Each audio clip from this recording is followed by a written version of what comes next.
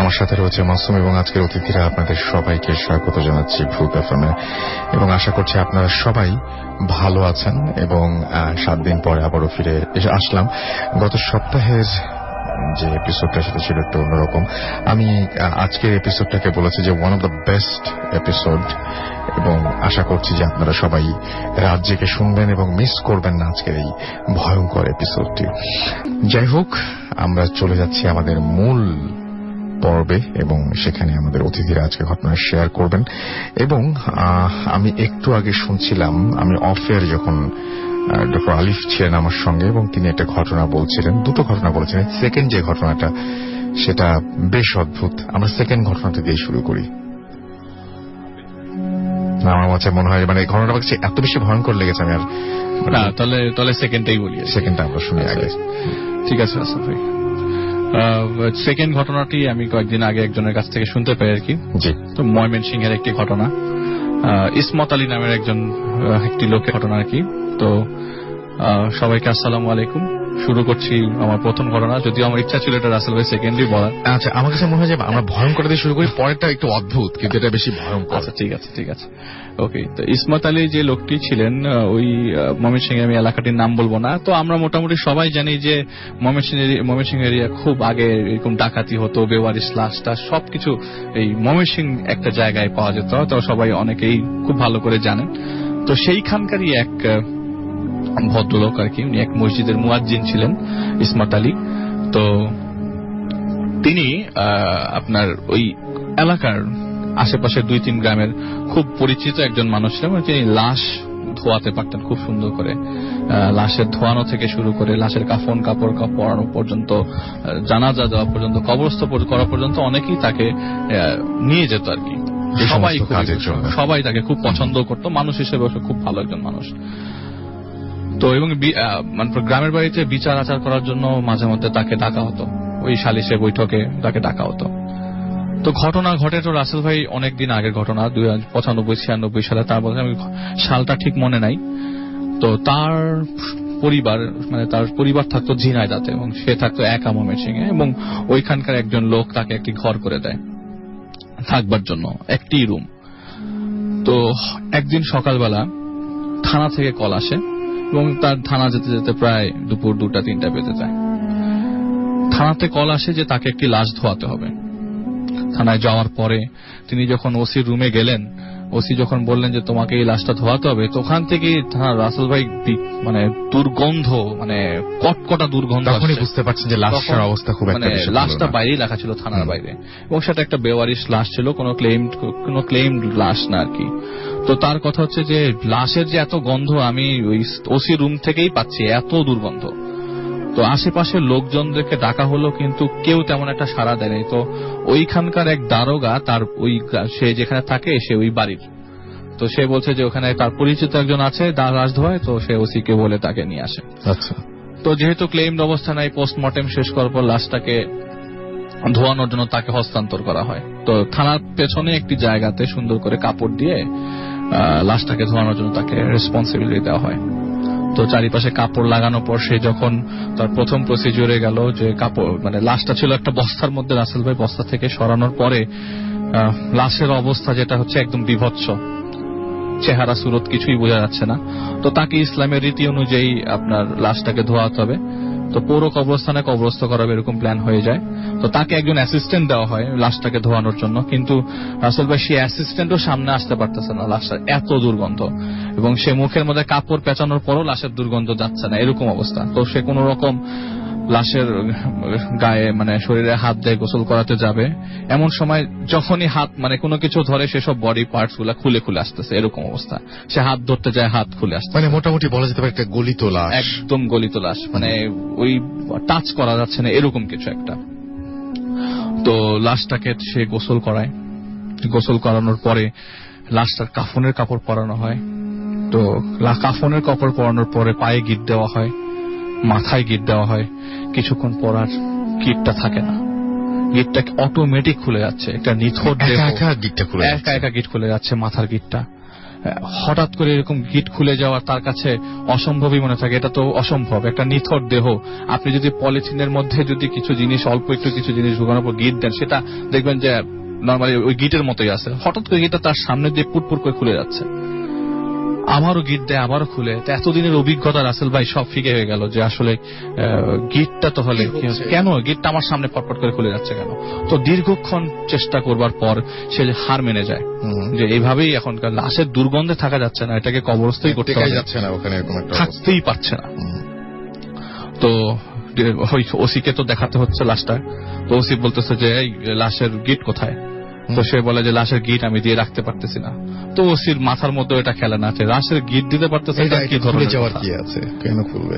তো dead body আপনার পুরো কবরস্থান পর্যন্ত নেওয়ার পর ওখানে যখন লাশটাকে নামানো হয় কবরস্থানের পাশে, আগেই ওনারা ব্যবস্থা করে রাখে কবর টবর খুঁড়ে, দেখে যে স্যার রাসেল ভাই লাশের মানে লাশের উপর থেকে কাপড় টাপড় সব খুলে একদম একাকার অবস্থা। আচ্ছা, এমনও না যে লাশ তো নিজে খুলবে না, পুরো কাপড় টাপড় খুলে একাকার অবস্থা এবং সবকিছু খুলে পড়ে আছে, হাত পা এরকম মানে আলাদা আলাদা হয়ে আছে। তো তাকে তো কবরস্থ করতেই হবে। তো সে মনে করেন বেঁধে পুরো ডেড বডিটাকে বেঁধে কবরের মধ্যে নামিয়ে সবকিছু শেষ করে কবরস্থ করে দোয়া পরে মাগরিবের নামাজটা ওই কবরস্থানের মসজিদে পরে বাড়ির দিকে রওনা হয়। বাড়িতে পৌঁছানোর পর রাসেল ভাই 10টা-11টা বাজে। সেদিন তার ছেলেও তার সাথে ছিল। ওই দিন তার ছেলে রাতের বেলা খাওয়া দাওয়া করে ঘুমিয়ে পড়ে এবং সেও ঘুমাতে ঘুমাতে বলে রাত 11টা বেজে যায়।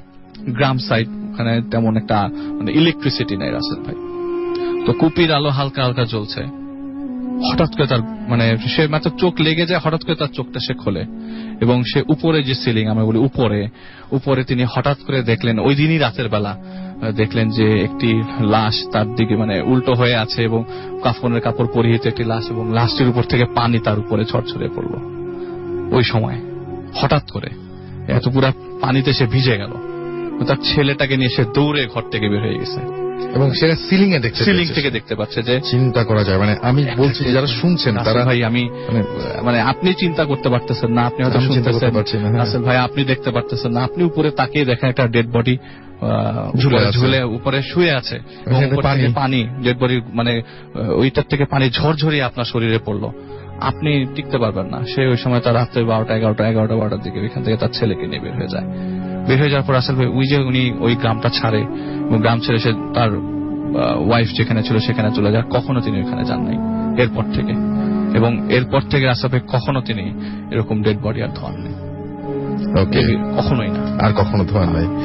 আলিফের আরেকটা ঘটনা আছে, সে ঘটনা আমরা শুনবো, কিন্তু আমি তার আগে বলি যে আপনারা যারা এই মুহূর্তে আমাদেরকে শুনছেন তাদেরকে হঠাৎ করেই কোন সময় রাতের বেলায় ঘুম ভেঙে যায় এবং হঠাৎ করেই চোখ যায় সিলিং এ, এবং যদি সেখানে দেখেন যে একটা ডেড বডি ঝুলে আছে এবং সেখান থেকে অনবরত পানি পড়ছে ডেড বডিটা শরীর থেকে, আপনার গায়ের উপরে এসে সেই পানিগুলো পড়ছে, কেমন লাগবে? এবং আমার মনে হয় যে যদি আমরা এই জিনিসটা অনুভব করতে পারি তাহলে ভয় লাগতে বাধ্য, তাই না? ভয় না লেগে কোনো উপায় নেই, এই হচ্ছে ব্যাপার। এবং আশা করছি যে এটা আপনাদের অনেক বেশি ভালো লেগেছে। এবং আমাদের সঙ্গে আরো একজন অতিথি আছেন, আমার ইচ্ছা ছিল একটা অডিও ক্লিপ শুনিয়ে তারপরে তাকে তার ঘটনাটা শোনার, কিন্তু সেটা সম্ভব হচ্ছে না একটা টেকনিক্যাল কারণে। বাট আমি চেষ্টা করছি যে যতটা ইন্টারেস্টিং করা যায় তার প্রেজেন্টেশনটা। অডিও ক্লিপটা শুনলে আপনারা বুঝতে পারতেন, সুতরাং ওই প্রসঙ্গে যাচ্ছি না। আমরা তার আগে তার একটা ঘটনা শুনে আসবো। আপনার সাথে প্যারানরমাল ঘটনা ঘটে এবং আপনি কাতারে থাকেন বেসিক্যালি, এবং যখন আপনি কাতারে যান ঘটনাগুলো কি তখন থেকেই ঘটতো? তাকে আপনার নাম শুনি, সরি আপনার নামটা একটু প্লিজ বলবেন। Thank you for giving me this great opportunity to share this story. Actually, আমি সর্বপ্রথম আসসালামু আলাইকুম রেডিও ফুর্তি সবাইকে, the whole listeners. আমি সরাসরি ঘটনায় চলে যাই। অ্যাকচুয়ালি সিন্স 2006 থেকে আমার স্টার্টিং এই ধরনের প্যারানরমাল অ্যাক্টিভিটিস গুলো স্টার্ট হয়। তো এমন আর কি যে প্রবলেমস গুলো আমি ফেস করি, এটা হচ্ছে স্টার্ট হয় যেমন আমি আপনাকে অফ ইয়ারে বলছিলাম যে ওখান থেকে আমি আসলে বুঝতে পারি না কে করছে বা সামহাউ হোয়াট হ্যাপেন। যেমন যার একটা ছোট একটা ইয়ে বলি, একদিন হঠাৎ ঘুম থেকে উঠি ওই কাতার থেকে ওই একটা ঘটনার পরে আসার পরে। সকালে আমার মিসেস আমাকে বলছেন যে তোমার বুকে আঁচড় কেন, on my left or right side, I forget actually. তো আঁচড় দেখে আমিও একটু মানে বুকটা দেখে আসলে তো আমার বুকে তো আঁচড়। আমরা অডিও ক্লিপে যা বলেছি ওই ঘটনা কিন্তু বলবো না, এটা পরে আসবো। হ্যাঁ হ্যাঁ হ্যাঁ, সেটা তো হচ্ছে লাস্ট, সেটা আমরা পরে বলবো। হ্যাঁ আমরা আচ্ছা, এরকম আচর বা এরকম ঝামেলা আপনার সাথে মাঝে মাঝেই হয়?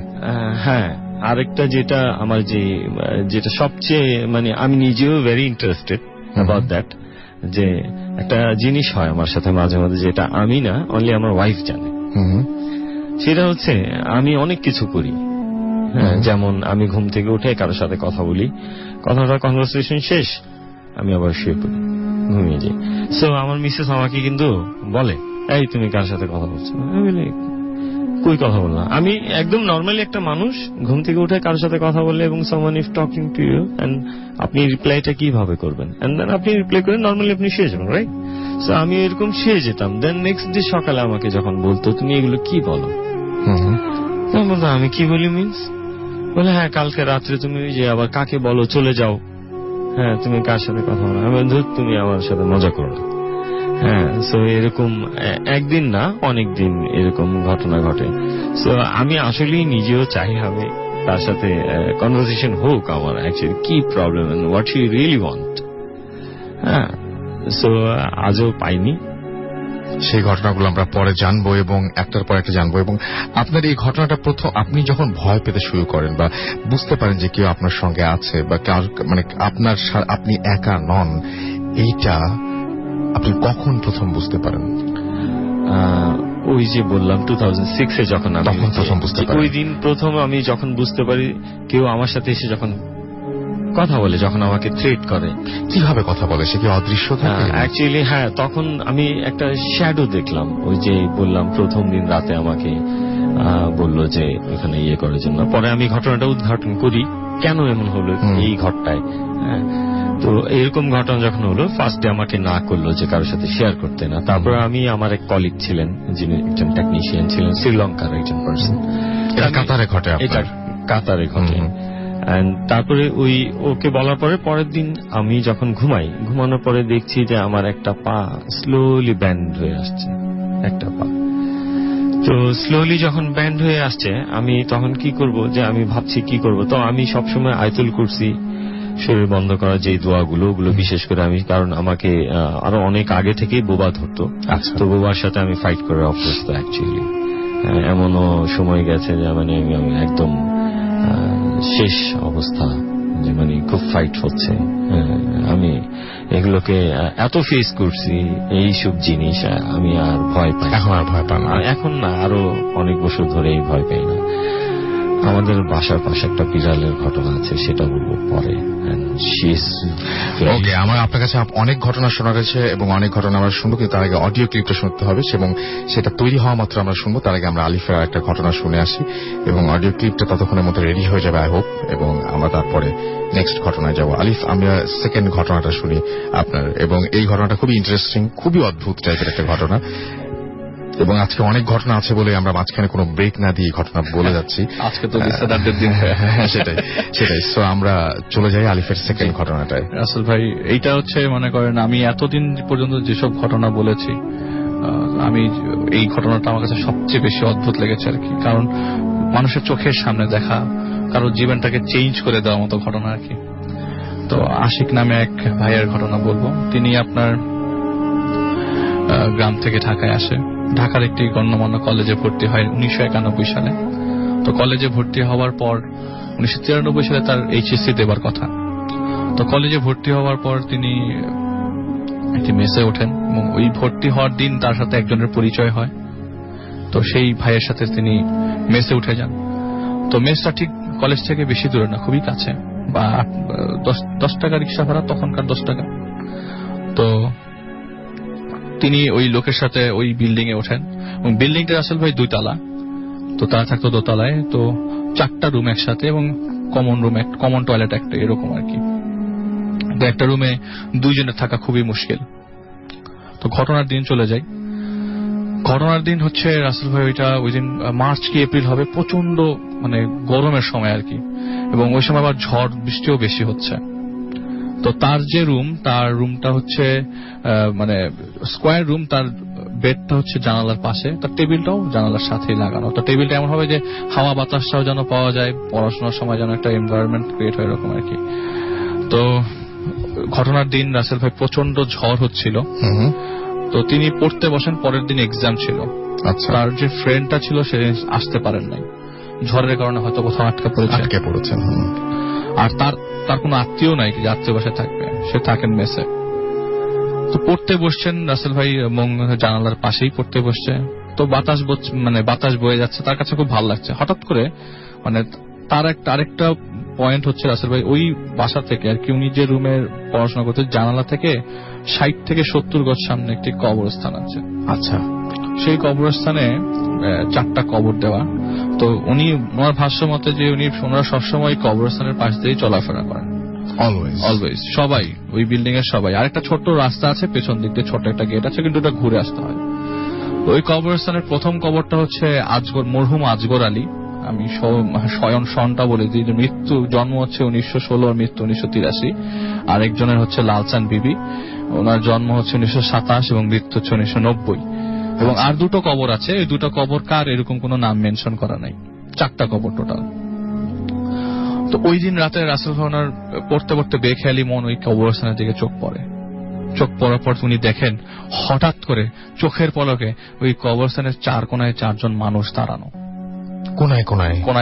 এবং ওনার চোখ একদম সবার আগে পড়ে হচ্ছে একটা মানুষ যে কান্না করছে হুড়মুড় করে, এবং কান্নার আওয়াজটা তার কানে ভেসে আসছে। তিনি সাথে সাথে জানালা লাগিয়ে দেন, এবং সারা রাত ঝমঝম করে বৃষ্টি পড়ে, কিন্তু সে সজাগ থাকে। পরের দিন সে এক্সামটা দিতে পারেনি, এবং পরের দিন তার ফ্রেন্ডও আসলো না। সে কলেজ থেকে এসে আবারও সেই জানালা বন্ধ করে দিল। কিন্তু রাসেল ভাই পরের দিন এতই গরম পড়ে যে জানালা খুলে তাকে পড়াশোনা করতে হয়। তিনি রাত্রেবেলা ঠিক একইভাবে রাত 9টা-10টার দিকে পড়তে বসে। পড়তে পড়তে একটা সময় একঘেয়েমি চলে আসে, এবং তার কাছে মনে হয় না তাকাই কি, পড়ার অবস্থায় তার কাছে এরকম মনে থাকে, ধুর তাকাই কি হবে, কিছু হবে নাই, অত কোনো লোকজন জিয়ারত করতে আসছে কবরস্থান, এটা কোনো ব্যাপার না। কিন্তু তার মনে কোয়েশ্চেন থেকেই যায়, রাত 12টা, 4 জন মানুষ সাদা কাপড় পরা কিসের জিয়ারত করতে আসছে। সে আবারও চোখ পড়ে তার কবরস্থানের দিকে। প্রথমে কিছু হয় নাই, কিন্তু হঠাৎ করে তার চোখ পড়ে যে হঠাৎ করে তার চোখের মধ্যে চলে আসে যে পুরো কবরস্থানটা রাসেল ভাই সাদা কাপড় দিয়ে ঢাকা। সে এক ফাঁকে সাহস করে সে নিচে নামে কবরস্থানের দিকে এগোতেই দেখে যে আর কোনো কিছু নাই। সে ফিরে আবার তার রুমের দিকে ব্যাক করতে আসে, এমন সময় একটা ডাক আসে, আশিক। ওই পুরো জায়গায় তার নাম যে আশিক কেউ জানতো না, তার পুরো নাম হচ্ছে তৈয়বুর রহমান। আশিক নামে তাকে কেউই জানতো না, তৈয়ব নামে অনেকে ডাকতো, কিন্তু সবাইও যে তার পরিচিত তা না, কয়েকদিন ধরেই আর আসছে। সে এক দৌড়ে রুমে চলে যায় এবং রুমের দরজা জানালা সব বন্ধ করে সে শুয়ে থাকে গরমের ভেতরে। পরের দিন সকালবেলা তার ফ্রেন্ড আসে, তার ফ্রেন্ডকে সবকিছু তিনি বলেন যে এই 2 দিনে তিনি কি দেখেছেন, প্রথম দিন ঝড়ের থেকে পরের দিন পর্যন্ত।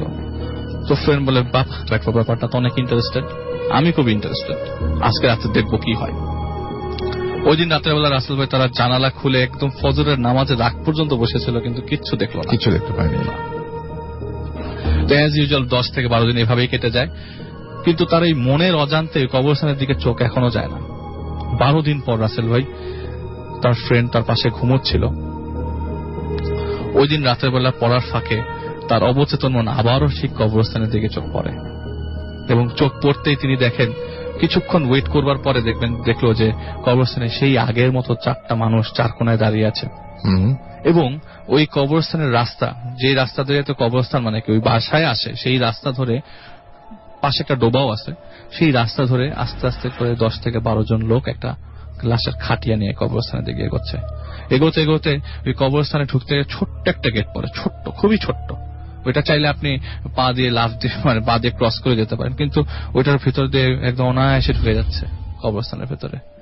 এবং কবরস্থানের ভেতরে ঢোকার পর সে তার মনের মধ্যে বলে, আমি এতটাই সাহস নিয়ে চেষ্টা করলাম যা আছে সব সামনে দেখবো আজকে। সে নিচে দৌড়ে যায় এবং এক কোনায় লুকিয়ে লুকিয়ে দেখতে থাকে কি ঘটতে থাকে আসলে, অ্যাকচুয়ালি আমি দেখবো আজকে। এবং সে পৌঁছানোর পর কিন্তু কোনো কিছু ভ্যানিশ হয়ে যায়নি রাসেল ভাই, সব চলছিল। সে দেখে যে লাশের খাটি আছে কিন্তু কোনো লাশ নাই। আশেপাশের লোকজন দাঁড়ানো, একজন একজন কবরও খুঁজছে, কবরে খবর খোঁড়ার শব্দও পাচ্ছে, মাটি উপর উঠতেছে। সে বলে যে মানে তার মনে মনে মানে ওখানে ভয়ও কাজ করতেছে, আসলে কি হচ্ছে এই আজব জিনিসটা দেখারও ইন্টারেস্ট শেষ করতে যাচ্ছিল না। হঠাৎ করে সে দেখে ওই বাড়ি থেকে তারই ফ্রেন্ড আস্তে আস্তে হেঁটে হেঁটে কবরস্থানের দিকে আসছে। ওই ফ্রেন্ডটা চারিপাশ মানে সারা শরীরে কাফনের কাপড় জড়ানো, এবং ফ্রেন্ড এমন হেঁটে আসছে এমন ভাবে হেঁটে আসছে মনে হচ্ছে একটা রোবট হেঁটে আসছে, এবং সে কারো কোনো কথা শুনছে না, এরকম একটা। সে দাগ দেওয়ার কোনো কিছু চিন্তা করে না, কারণ ফ্রেন্ডটা ল্যাম্প পোস্টের আলোতে যতটুকু দেখা যায়, ফ্রেন্ডটা আস্তে আস্তে এগোতে এগোতে সেই কবরস্থানের ভিতরে ঢুকছে, এবং সে এত জোরে চিৎকার করছে যে বাঁচাও আমাকে বাঁচাও। এটা বলতে বলতে সে যে সেন্সলেস হয়ে যায়, এরপর তার কিচ্ছু মনে নাই। রাসেল ভাই পরের দিন সকালবেলা তার ঘুম ভাঙে, এবং তাকে ওইখানে সবাই শোয়া অবস্থায় পায়। সকালবেলা তাকে রুমে নিয়ে যাওয়া হয়, নর্মাল করা হয়। তার ফ্রেন্ডরা তাকে মানে তার ফ্রেন্ড তাকে জিজ্ঞেস করে কি হয়েছে। তার ফ্রেন্ডকে সে সবকিছু বলে রাতের বেলার ঘটনা, যে আমি তোকে দেখছি। বলে ধুর বেটা বাদ দে, এগুলি তোর ভুল ধারণা, কোনো কিচ্ছু না, তুই এগুলি বিশ্বাস করিস না, এগুলি জাস্ট মনের ভুল বলে ভুলে যা। সেদিন রাসেল ভাই আপনার জুম্মা ছিল, তো সে ফ্রেন্ডের কথা শুনে তারপরও তার মন মানতে থাকে না। একটা সময় গোসল করে জুম্মার নামাজ পড়তে বের হবে রাসেল ভাই। সে বলে যে আমি পিছন সামনে রাস্তা দিয়ে যাবো না, কবরস্থানের সামনে দিয়ে যাবো না, আমি পিছন দিক দিয়ে যাবো। সেই পিছন দিক দিয়ে ঘুরে যে মেইন রাস্তা ক্রস করে মসজিদের দিকে যাবে। তো তার ফ্রেন্ডটা তার থেকে 2 থেকে 3 কদম এগিয়েছিল। তো সে তার ফ্রেন্ডকে ডাক দিতে যায়, এবং ওর সময় একটা ট্রাক এসে তার ফ্রেন্ডকে এত জোরে ধাক্কা দেয়, প্রায় 200 থেকে 300 ফিট দূরের সামনে তার ফ্রেন্ডটাকে ছিটকে গিয়ে পড়ে। আশেপাশের লোকজন জমে যায়, এবং সে খুব অবাক হয়ে এক পলকে তাকায় থাকে, আমি কি দেখলাম, আমার সামনে আমার ফ্রেন্ডটা একদম ট্রাক বাড়ি, মানে তার আপনার সামনে আপনার একটা ফ্রেন্ড যদি এরকম অবস্থা দেখতে পান, আপনি তো দৌড়ে যাবেন, মানে ভেঙে পড়বেন, আপনি দৌড়ে যান। উনি দৌড়ে গেল, আশেপাশের লোকজনকে ভিড় ঠেলে সে সামনে গিয়ে দেখলো যে পুরো বডিটা থেতলে আছে। এবং এই ফ্রেন্ডকেই তো সে দেখেছে, এই ফ্রেন্ড গতকালকে দেখেছে সে কাফনের কাপড় পরে কবরস্থান দিয়ে করছে, এবং সেই ফ্রেন্ডকে দেখার পরের দিন সে সত্যি কাফনের কাপড় পরে কবরে গেল। আপনার এই ফেরথাতলানো অবস্থায় হসপিটালে নিয়ে যাওয়ার পর, ঢাকা মেডিকেল কলেজ হসপিটালে নিয়ে যাওয়ার পরে সেখানকার ডক্টর উনি তো জানে আগেই মারা গেছে, কারণ আপনার ব্রেন নাকি রাস্তার মধ্যে বের হয়েছিল একদম। তো রাসেল ভাই এইটা ওনার মানে আগের দিন রাতের চাক্ষুষ যে জিনিসটা দেখলো, পরের দিন সকালবেলা তার ফ্রেন্ডকে ঠিক একই ভাবে, এবং অনেক কিছুরই ব্যাখ্যা নাই। কেন কবরের কর্নারে কর্নারে লোকগুলো দাঁড়িয়েছিল, কেন পুরো কবরস্থানটা কাপড় দিয়ে ঢাকা ছিল, কোনো ব্যাখ্যা নেই রাসেল। হ্যাঁ, এবং কেন একজন মানুষ যে প্রিয় বন্ধু সে জায়গাটা এখনো আছে রাসেল ভাই, আশেপাশে হয়তো বাড়িও হয়ে গেছে, হয়তো কবরস্থানের পাশ দিয়ে লোকজন যাতায়াত করে, হয়তো কেউ সালামও দেয় না। সেটাই এবং এটা খুব অদ্ভুত ব্যাপার যে একটা কবরস্থান পুরো একটা কাপড়ে ঢাকা, সাদা কাপড়ে ঢাকা, চোখের সামনে, এবং কর্নারে কর্নারে মানুষ দাঁড়িয়ে আছে। এটা প্রথম দিন পরের দিন কিন্তু মানুষ দেখতে পান না, কিন্তু পুরো ফুল কবরস্থানটা সাদা কাপড় দিয়ে ঢাকা। মানে অদ্ভুত ব্যাপার না? তারপরে যেটা দেখলো যে তার ফ্রেন্ড কাফনের কাপড় পরে হেঁটে হেঁটে এগিয়ে আসছে, মানে এমন ভাবে আসছে যে কেউ যদি ডাকে সে শুনবে না। কিন্তু ওই সময় কিন্তু সে তার ফ্রেন্ডকে ঘুমন্ত অবস্থায় দেখে নিচে না। রাইট। এটাই ছিল রাস্তা। অদ্ভুত দুটো ঘটনা আজকে আলিফ নিয়ে এসছে, যেটা আমি মানে প্রথমেই এবং আপনাদের ঘুমটা নষ্ট করলাম, এবং এরপরে আমরা অন্য ঘটনাগুলো শুনবো। বাট আমি শিওর যে আলিফের এই দুটো ঘটনা শোনার পরে আপনাদের যাদের ঘুমানোর ইচ্ছা ছিল তাদের ঘুমানোর ইচ্ছা অলরেডি নষ্ট হয়ে গেছে। এখন আমরা বাকি ঘটনাগুলোতে যাব। রাসেল ভাই সাইদুল গজারিয়া মুন্সিগঞ্জ থেকে, ভাই আমার নামটা আগে না লিখে আপনার নামটা আগে লিখবেন, এবং সেটা বেশি ভালো। আমরা একটা ব্রেকে যাব এখন। এবং মৃদুল রহমান আমাদের SMS করেছেন কুষ্টিয়া থেকে SMS করেছেন। বাদল আমাদের SMS করেছেন জগন্নাথ হল থেকে। রায়হান ময়মনসিং থেকে আমাদের SMS করেছেন সিয়াম আগারগাঁও থেকে। এছাড়াও আমাদেরকে দেখতে পাচ্ছি যে হ্যাভেন সাভার্ড থেকে SMS করছেন যে 1 ইয়ার পর তিনি ভূত এফএম শুনছেন, এবং ফার্স্ট স্টোরিটা হাত পা ঠান্ডা হয়ে যাচ্ছে ফার্স্ট স্টোরিটা শুনেই। হ্যাঁ, আলিফের প্রথম স্টোরিটা এই জন্য আমি প্রথমে বলতে বলছিলাম। ও যদিও এটা দ্বিতীয়বার বলতে চেয়েছিল, বাট আমি বলছিলাম যে এটা প্রথমে বলতে, এবং হাত পা ঠান্ডা করে তারপরে ঘুমটাকে নষ্ট করে এখন বাকি ঘটনাগুলো আমরা আপনাদের দেবো। ওভারডোজ হবে আজকে। এবং আমি বলছিলাম এই জন্য যে আজকে যখন আলিফের ঘটনা দুটো শুনলাম তখনই আমি বুঝতে পারছিলাম যে আজকের এপিসোডটা মানে কি বলবো যে one of the best episode হচ্ছে আজকে। SH আবরার আমাদের SMS করেছেন আমাদেরকে দেখতে পাচ্ছি। উল্লাস, এছাড়াও খুলনা থেকে আনোয়ার এবং তার ওয়াইফ আফরিন SMS করেছেন এবং আবারও খুলনা যাওয়ার দাওয়াত দিয়েছেন আমাদেরকে। এছাড়া দেখতে পাচ্ছি জামিলুর রেজা নিলয় পাবনা থেকে SMS করেছেন, লিখেছেন লিসনিং টু ভূত এফএম। আমাদের এখানে দেখতে পাচ্ছি যে আরো অনেকেই SMS করেছেন এবং সেই SMS গুলো আমরা পড়বো ইনশাল্লাহ। সিয়াম দেখতে পাচ্ছি, বাবু যশোর থেকে SMS করেছেন ফুয়াদ উত্তরা থেকে, এবং এছাড়াও দেখতে পাচ্ছি এমডি জনি আমাদের SMS করছেন আমাদেরকে। দেখতে পাচ্ছি হিমেল পান্ডে, এছাড়াও বাহার খিলগাঁও থেকে SMS করেছেন আমাদেরকে আরো অনেকেই। এবং ফেসবুকেও কিন্তু আপনারা অলরেডি দেখছি অনেকেই আমাদের এখানে লিখছেন ভূত এফএম খুব ভালো হচ্ছে, অনেকে লিখেছেন আমাদের এখানে। সাগর খান এছাড়াও আমাদেরকে ইমপ্রেসিভ সোফি আমাদের SMS করেছেন এবং তিনি ভূত এফএম তিনি শোনেন এবং অফলাইনে বেশি শোনেন। আমার কাছে মনে হয় যে অফলাইনে না শুনে আমাদের সাথে সরাসরি শুনবেন, অনেক বেশি মজা পাবেন ইনশাল্লাহ। এছাড়া দেখতে পাচ্ছি যে আমাদেরকে শাকিল SMS করেছেন আমাদের। শাকিল SMS নয়, এখানে সবাই লিখছেন, এমডি মুস্তাকিম সহ আরো অনেকে আমাদের এখানে লিখছেন। যারা একজন দেখতে পেলাম এখানে লিখছেন যে আগের মতো মজা পাই না।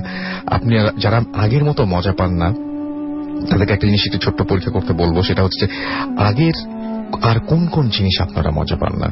এমন অনেক জিনিস আছে আমাদের জীবনে যেটা আগে ভালো লাগতো এখন ভালো লাগে না। যেমন আর অতীতের সবকিছু ভালো লাগার একটা টেন্ডেন্সি আমাদের প্রত্যেকের মধ্যে আছে।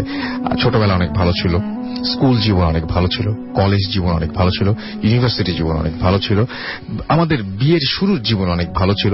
এরকম ধীরে ধীরে আমাদের জীবনে এই পুরনো সময়গুলোকে ভালো লাগাটা, পুরনো সময় আমাদের ভালো লাগার জায়গাটাকে দখল করে রাখে। সো এটা হবেই এবং এটা নিয়ে এত চিন্তার কিছু নেই। আমরা সামনে দিকে এগিয়ে যাই। আমরা ছোট্ট ব্রেক নেই, ব্রেকের পরে আমরা একটা অডিও ক্লিপ শুনবো এবং অডিও ক্লিপের পরে আমরা যে ঘটনাটা তখন শুনতে পাইনি সেই ঘটনাটা শুনবো এবং তারপরে আমরা অন্য ঘটনায় যাব। সো আমাদের সঙ্গেই থাকুন। যাওয়ার আগে জানিয়ে দিই যে এসেই বলি আপাতত একটা ব্রেকে যাচ্ছি। স্টে টিউন টু রেডিও ফুর্তি এন্ড ডোন্ট স্টপ দ্য ফুর্তি। The night comes alive with Graminphone.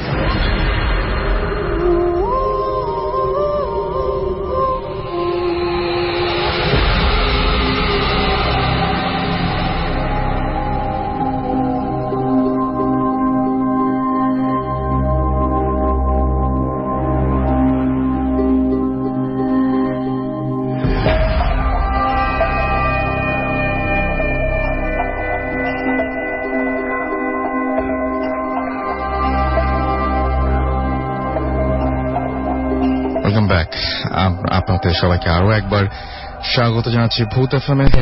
High court মাজার যেখানে ঢাকা, সেই দরবারে আমি গেছি খাজা শরফুদ্দিন রহমতুল্লাহ আলাইহি। ওনার দরবারে যখন আমি দাঁড়িয়ে মোনাজাত করতেছিলাম, তো সেই ক্ষেত্রে আমি আবার হাতে আতর ছিল, আতরটা আমি দরবারে যখন পালিশ করতেছি, তো সেই মুহূর্তে একজন পাগল আসলো। পাগলটা এসে আমার হাতে আতরটা নেই, দরবারের মধ্যে যে আমি আতরগুলো দিতেছিলাম সেই আতরটা নিয়ে তার শরীরের মধ্যে মাখতেছে। তা আমি তাকে সাধছি যে তুমি এখান থেকে নাও কেন, তুমি আমার হাত থেকে এই আতরটা নাও। তা আমাকে একটু জোরে একটু ধমক দিলে, যা সর, তোর আতর আমি কেন নেব। আমি সরে গেছি। পরে যখন আমি বের হব দরবার থেকে মোনাজাত শেষ করে, ও ইশারা আমাকে ডাকছে।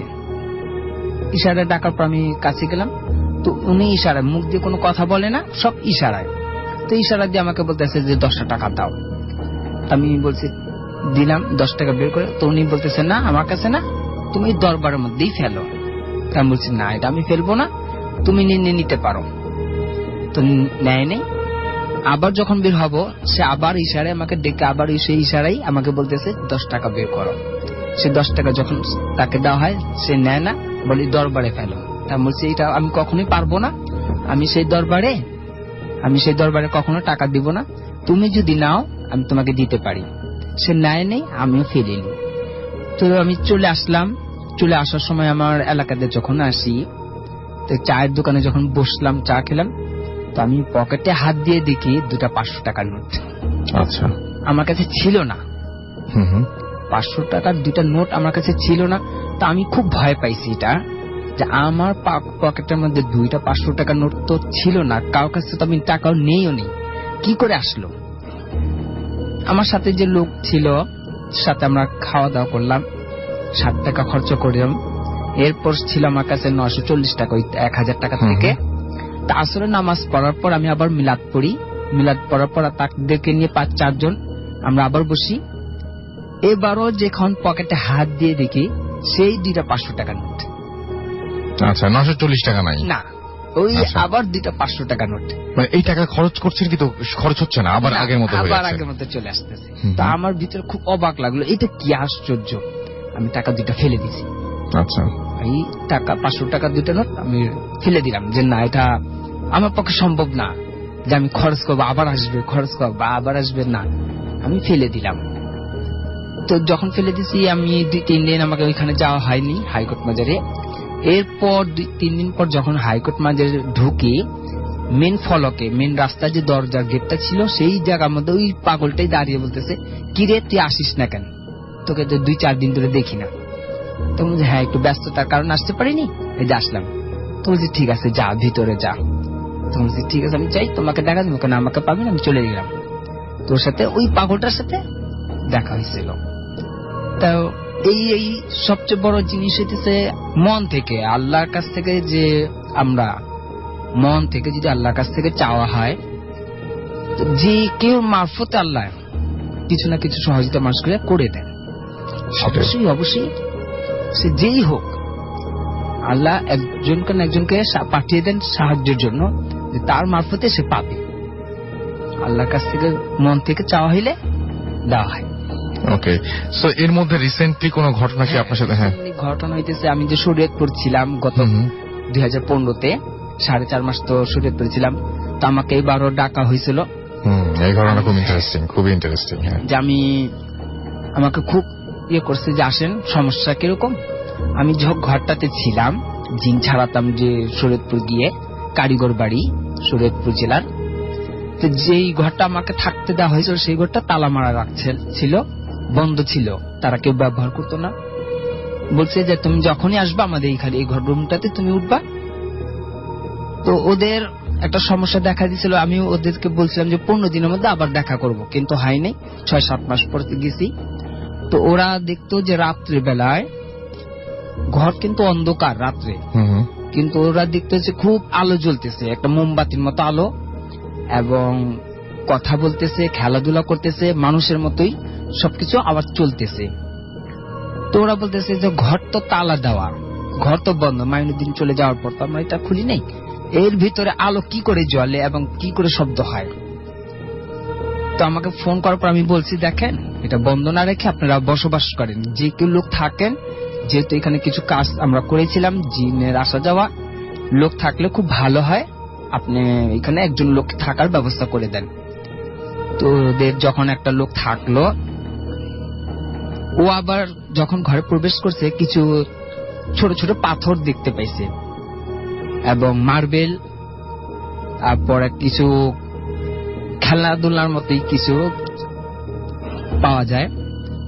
তো ওইখানে রাত্রেবেলায় ও যখন মশার কয়েল জ্বালিয়ে ঘুমাইতেছিল, ও দেখছে যে 5 থেকে 7 জন ছোট ছোট ছেলে, প্রায় 5-7 জন ছোট ছোট ছেলে এসে, তাদের শরীরে কোনো কাপড় নেই, একেবারে বস্ত্রহীন, ওরা এসে মশার কয়েলটা নিভিয়ে দিল এবং তাকে যে সেই জায়গাটার মধ্যে ঘুমাতে দেবে না, বারবার বলতেছে তুমি এখান থেকে বের হয়ে যাও, আমরা খেলাধুলা করব।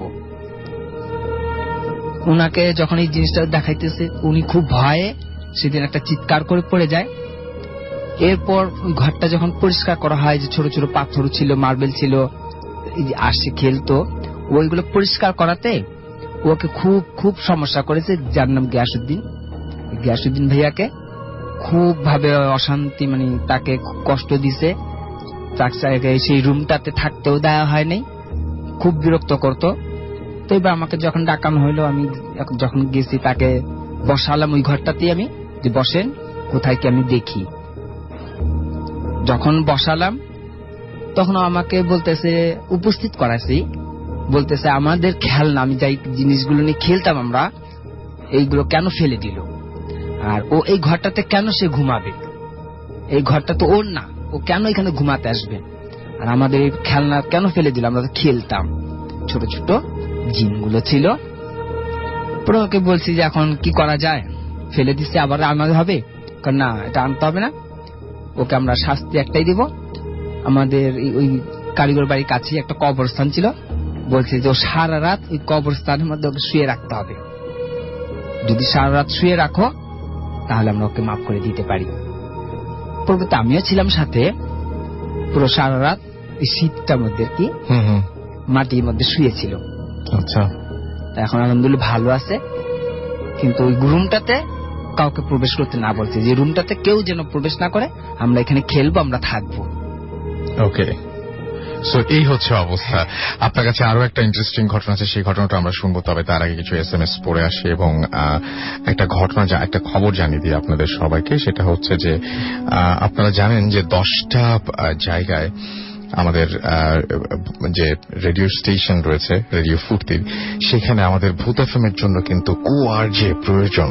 সুতরাং সেই জন্য আপনি আপনার সিভি পাঠিয়ে দিতে পারেন ছবি সহ, এবং অবশ্যই কোন এলাকায় আপনি ইন্টারেস্টেড, কোন এলাকার ব্যাপারে আপনি ইন্টারেস্টেড, তো আপনি কোথা থেকে, হয়তো আপনি চিটাগাঙে করতে চান, হয়তো আপনি রাজশাহীতে করতে চান, সুতরাং কোন এলাকায় আপনি করতে ইন্টারেস্টেড সেটা আমাদেরকে জানিয়ে দিতে পারেন, এবং অবশ্যই কেন আপনি আরজে হতে চান সেটাও একটু লিখে দিতে হবে, এবং আমাদের অ্যাড্রেসে পাঠিয়ে দিতে হবে। আমাদের যে রেডিও ফুর্তির অ্যাড্রেস, সেই অ্যাড্রেসটা আপনি পেয়ে যাবেন। আপনি ভিজিট করতে পারেন www.radiofurti.fm, এখানে গিয়ে আপনি আমাদের অ্যাড্রেসটা পেয়ে যাবেন, এবং আমাদের অ্যাড্রেসটা খুবই সহজ।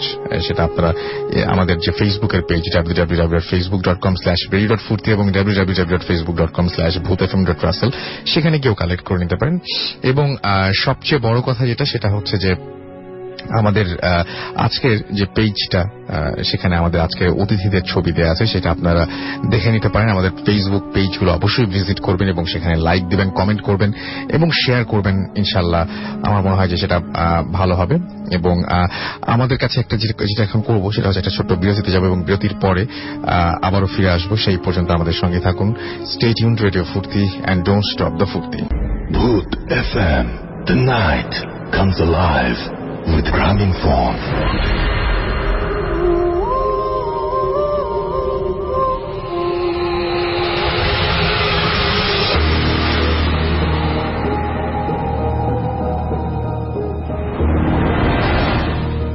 আসসালামু আলাইকুম টু দ্য অল রেডিও ফুর্তি মেম্বার্স। আশা করি রাসেল ভাই ভালো আছেন। আমি অনেকদিন ধরে ভাবছি যে আপনাদের সাথে কিছু শেয়ার করব করে। এর মধ্যে একবার আমি আপনাকে একটা ভয়েস মেইলও করেছিলাম, অ্যাড্রেসও ঠিক ছিল, সব ছিল। আমি 2-3 বার ট্রাই করেও আমি পাঠাইতে পারি নাই আপনাদেরকে ঘটনাগুলো।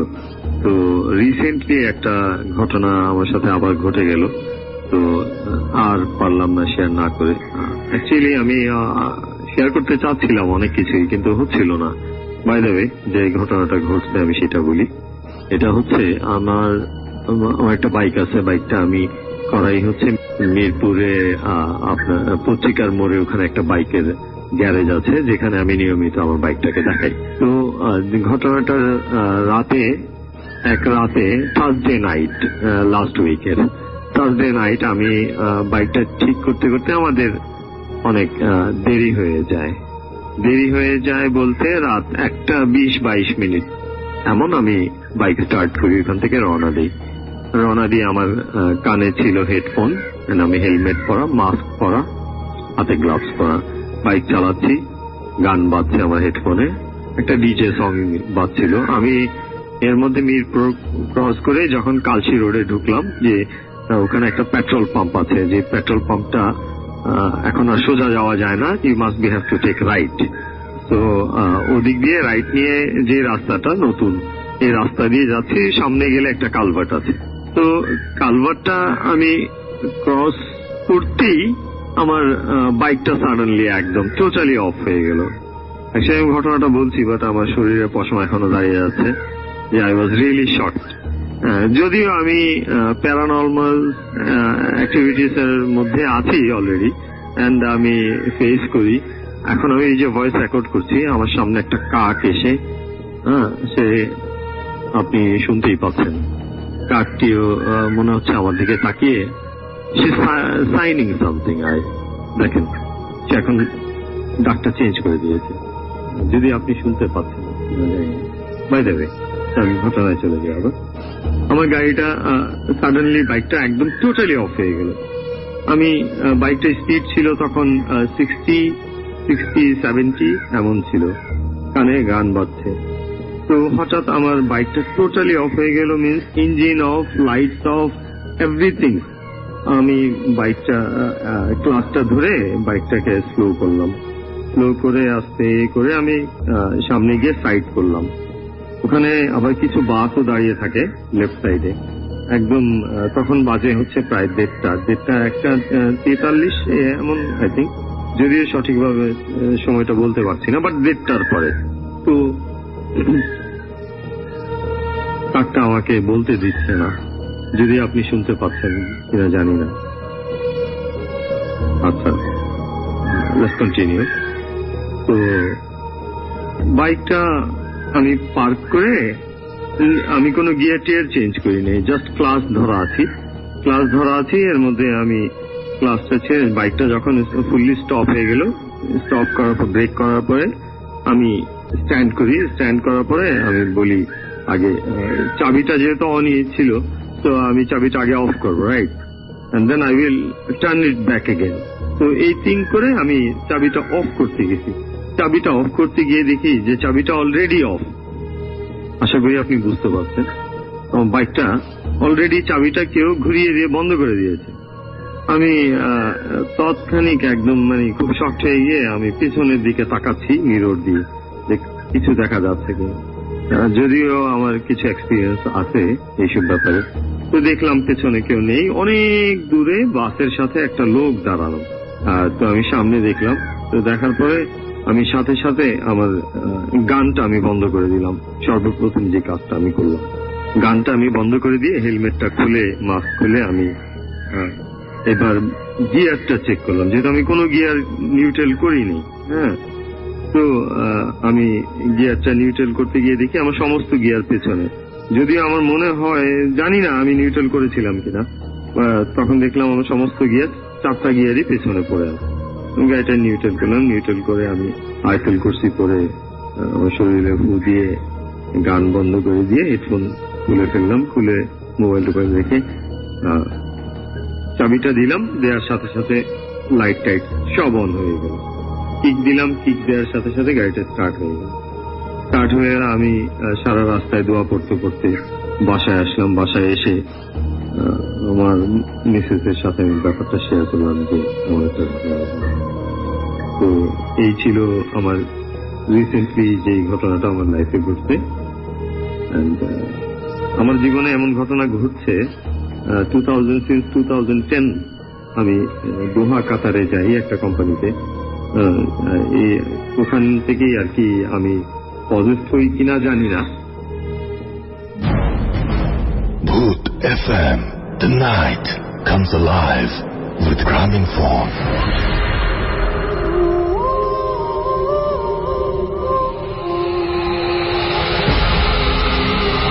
ইয়েস, যে অডিও ক্লিপটার কথা বলছিলাম সেই অডিও ক্লিপটা আপনারা শুনলেন, এবং আপনারা শুনেছেন অনেকেই যে যিনি ঘটনা বলছিলেন তিনি পুরো ঘটনা বলার সময় একটা কাক অনবরত ডেকে যাচ্ছিল এবং মাঝখানে সে তার ডাকার শব্দটা পরিবর্তন করে এবং কোনোভাবেই তাকে যেন ঘটনাটা বলতে দেয়া হবে না, এরকম একটা ব্যাপার। তো এই অডিও ক্লিপটা পাওয়ার পরে আমরা সঙ্গে সঙ্গে কন্ট্যাক্ট করি যিনি আমাদের অডিও ক্লিপটি পাঠিয়েছেন তার সাথে, এবং তিনি এই মুহূর্তে আমাদের স্টুডিওতে, এবং তার কাছ থেকে আমরা বিস্তারিত সবকিছু শুনবো, এই ব্যাপারেও জানবো এবং সবকিছু শুনবো। রূপক এবং আচ্ছা, নামটা পড়ার আগে চলে গেল, হ্যাঁ না, রূপক এবং জয় কুমিল্লা থেকে আমাদের SMS করেছেন। Audio clip was so scary. আমরা এরপরে ভয় লিখছেন, ভয় পেলাম। এরপরে আমরা যে ঘটনাগুলো শুনবো তার কাছ থেকে, তার আগে কিছু SMS পড়ে নিচ্ছি। বৌদিস্ট প্রিন্স আমাদের বাড্ডা থেকে SMS করেছেন। তুলি আমাদের SMS করেছেন এবং তিনি খুবই বিপদের মধ্যে আছি, আচ্ছা, এবং আমাদেরকে জ্যাকলিন নাটোর টিভি সেন্টার থেকে এসএমএস করেছেন আমাদেরকে দেখতে পাচ্ছি বর্ণ বরিশাল থেকে, এবং এসএমএস করেছেন নবনিয়া আমাদেরকে, এবং এসএমএস করেছেন দেখতে পাচ্ছি। আচ্ছা, তিনি বলছেন যে আপনি কিন্তু আমার টুইট পড়েন না। ওকে, আমাদেরকে এছাড়াও দেখতে পাচ্ছি বিশ্বজিৎ বরিশাল থেকে এসএমএস করেছেন আমাদেরকে মাহাদি হাসান, এছাড়াও মিজান আমাদের এসএমএস করেছেন সিলেট থেকে, এছাড়াও আমায়া আমাদের এসএমএস করেছেন হাজারীবাগ থেকে, এবং আজকের স্টোরিগুলো খুবই ইন্টারেস্টিং লাগছে সেটা তিনি লিখেছেন। আরো ইন্টারেস্টিং স্টোরি আপনাদের জন্য ওয়েট করছে কিন্তু আছে আমাদের এই মুহূর্তে।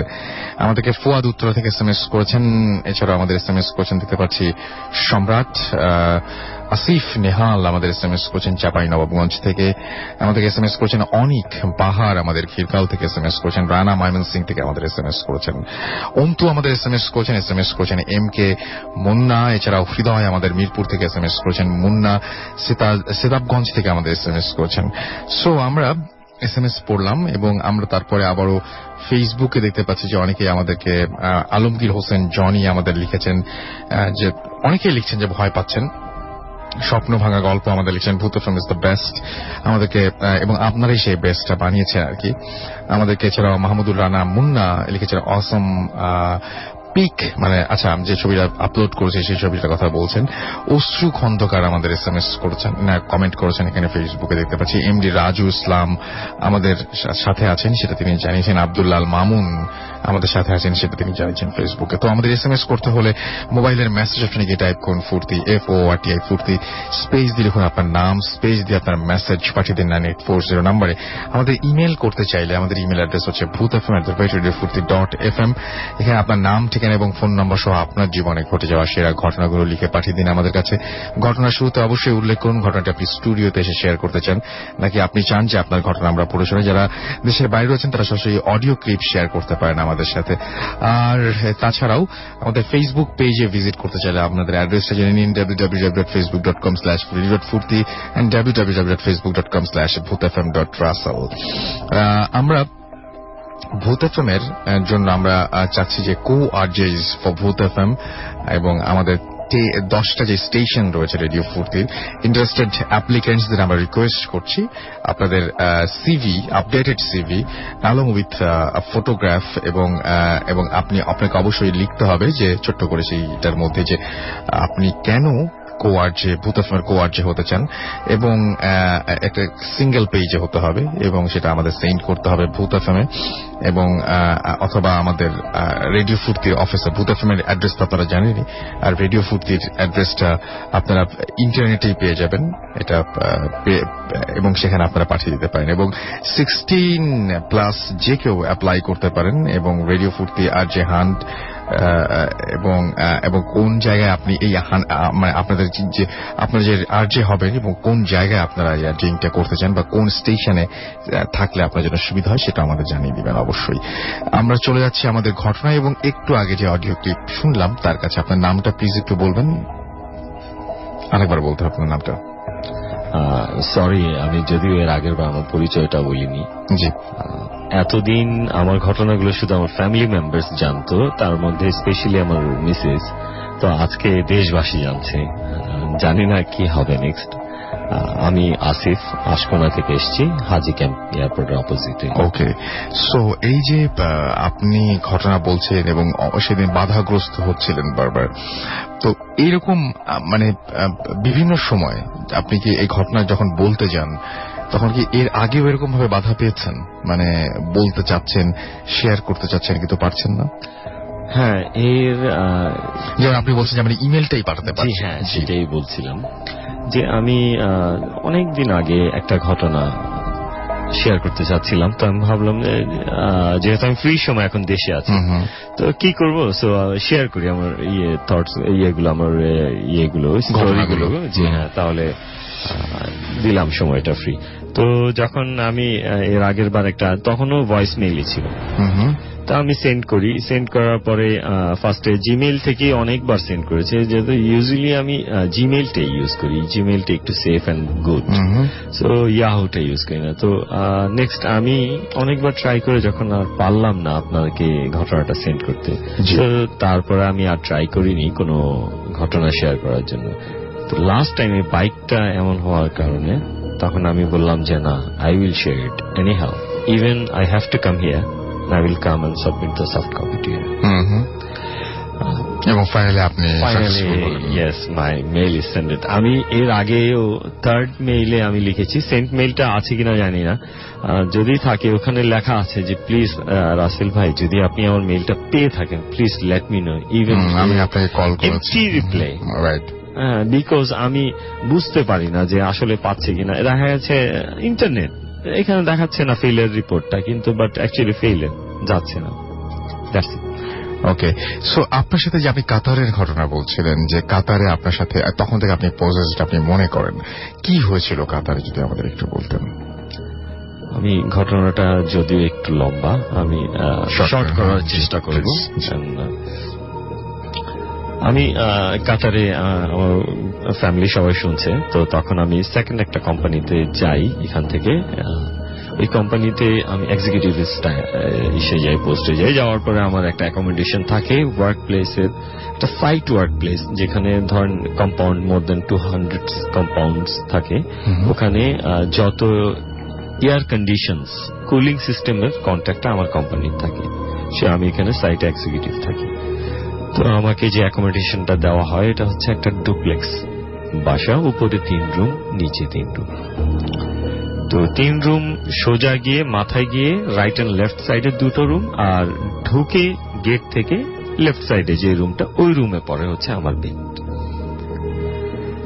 তো অ্যাজ ইউজুয়ালি একটা কোম্পানিতে জয়েন করলে যে প্যাকেজটা দেওয়া হয়, দেওয়া হলো আমার বেডটা দেখিয়ে দেওয়া হলো যে এই বেডটা আমার। বেডটা ছিল, বেডটা বর্ণনাটা বলি রুমের, বিকজ আপনার ঘটনাটা আইডেন্টিফাইয়ের জন্য আপনার এইগুলোর প্রয়োজন আছে। দরজা থেকে ঢুকলে যখন ঠিক স্ট্রেট যাবেন, তখন একটা খাট, ওখানে সিঙ্গেল খাট, ওখানে একজন ড্রাইভার থাকেন, একজন বয়স্ক লোক পাকিস্তানি। আর দরজা থেকে ঢুকলে রাইট সাইডে একজন ইন্ডিয়ান শিখ, যাদের মাথায় বড় বড় পাগড়ি টাইপ থাকে, নট পাগড়ি। পাগড়ির কথাটা আমি একটা ইনফরমেশন প্লিজ আমাদের মুসলমান ভাইদেরকে আমি দিব। আমাদের মধ্যে অনেক মুসলমানরাই আছেন, আমি নিজে দেখা, যারা ওই শিখদেরকে মুসলমান ভাবেন, বিকজ তাদের দাড়ি তারা কখনো কাটেন না। আমাদের যেমন হুজুররা 5 ওয়াক্ত নামাজ পরেজগার, ঠিক শিখরাও এরকম, যারা কখনো দাড়িতে কেচি লাগায় না, চুলে কেচি লাগায় না, তারা হচ্ছে ওদের মোল্লা। সো আমাদের অনেক মুসলমানরা এই থিংকটা করে থাকেন যে এরা মুসলমান। সো প্লিজ আমি সবাইকে রিকোয়েস্ট করবো, যারা জানেন না ওনাদেরকে কখনো আপনারা মুসলমান ভাবার করেন না, এই ভুলটা করেন না। তো বিছানা আমাকে দেখে দেওয়ার পরে আমি বিছানাটা ঠিকঠাক করছি। বেডশিট বিছানোর সময় ওই ভদ্রলোক, ড্রাইভার যে মুরব্বী, উনি আমাকে বলছেন যে এই বিছানাটা তোমাকে দেয়া হয়েছে, এই বেডটা? আমি বললাম জি। বলে অন্য কোনো বেডে দিল না? আমি তো জানি না, আমাকে এই বেডটাই সিলেক্ট করা হয়েছে আমার জন্য। বলে ঠিক আছে, কেন যেন এই বেডের লোকগুলো থাকে না। ফার্স্ট সাইন, যেটা আমি বুঝতেই পারিনি, লেটার অন আমি এটা নোটিস করলাম যে এই কথাটার মানে হচ্ছে আজকে যেটা। তো শুরু করলাম থাকতে থাকতে কিছুদিন পরে আমি শুনি যে মানে বিল্ডিং এর ডুপ্লেক্স বাড়ি, তো রাতে আমি সবার লাস্টে আমি ঘুমাই, সবার শেষে আমি ঘুমাই। সো আমি শুনি কখনো কিচেনে কেউ পানি করছে, রান্না করছে। তখন আমি ভাবতাম কি দেখি কে এত রাতে রান্না করে, ঘুম করে মর্নিং এ সবার অফিস আছে। গিয়ে দেখতাম কেউ নেই, কিচ্ছু নেই। তো আবার আমি শুয়ে পড়তাম। শুয়ে পড়ার পরে এরকম কিছুদিন যাওয়ার পরে একদিন আমি এর মধ্যে একটা ড্রিম আমি করেছিলাম, যে স্বপ্নটা আমি জানতাম না এটাই সেই স্বপ্ন। একটা ঘটনা, ছোট একটা ঘটনা ঘটার পরে, যে ওখানে প্ল্যান্টে কিছু আমাদের ওয়ার্কার্সরা কাজ করতেন, তো ওনারা এয়ার ব্যান্ড বলে আর কি, এয়ার ব্যান্ড যেটা কানে দিয়ে প্ল্যান্টেশনের ভিতরে গিয়ে ওয়ার্কার্সরা কাজ করে। তো ওখানে গিয়ে ওরা কি করছে, সামওয়ান মেবি একটা প্যাকেট দরজার শিকের সাথে এমনি ঝুলিয়ে রেখেছে। তো আমি নতুন হিসাবে ওই 2 পিস কানের যে এটা দেখে আমার খুব ইন্টারেস্টেড, যে জিনিসটা কখনো দেখিনি, কি ব্যাপার। দেখলাম যে পেছনে লেখা যে এটা কানে করে।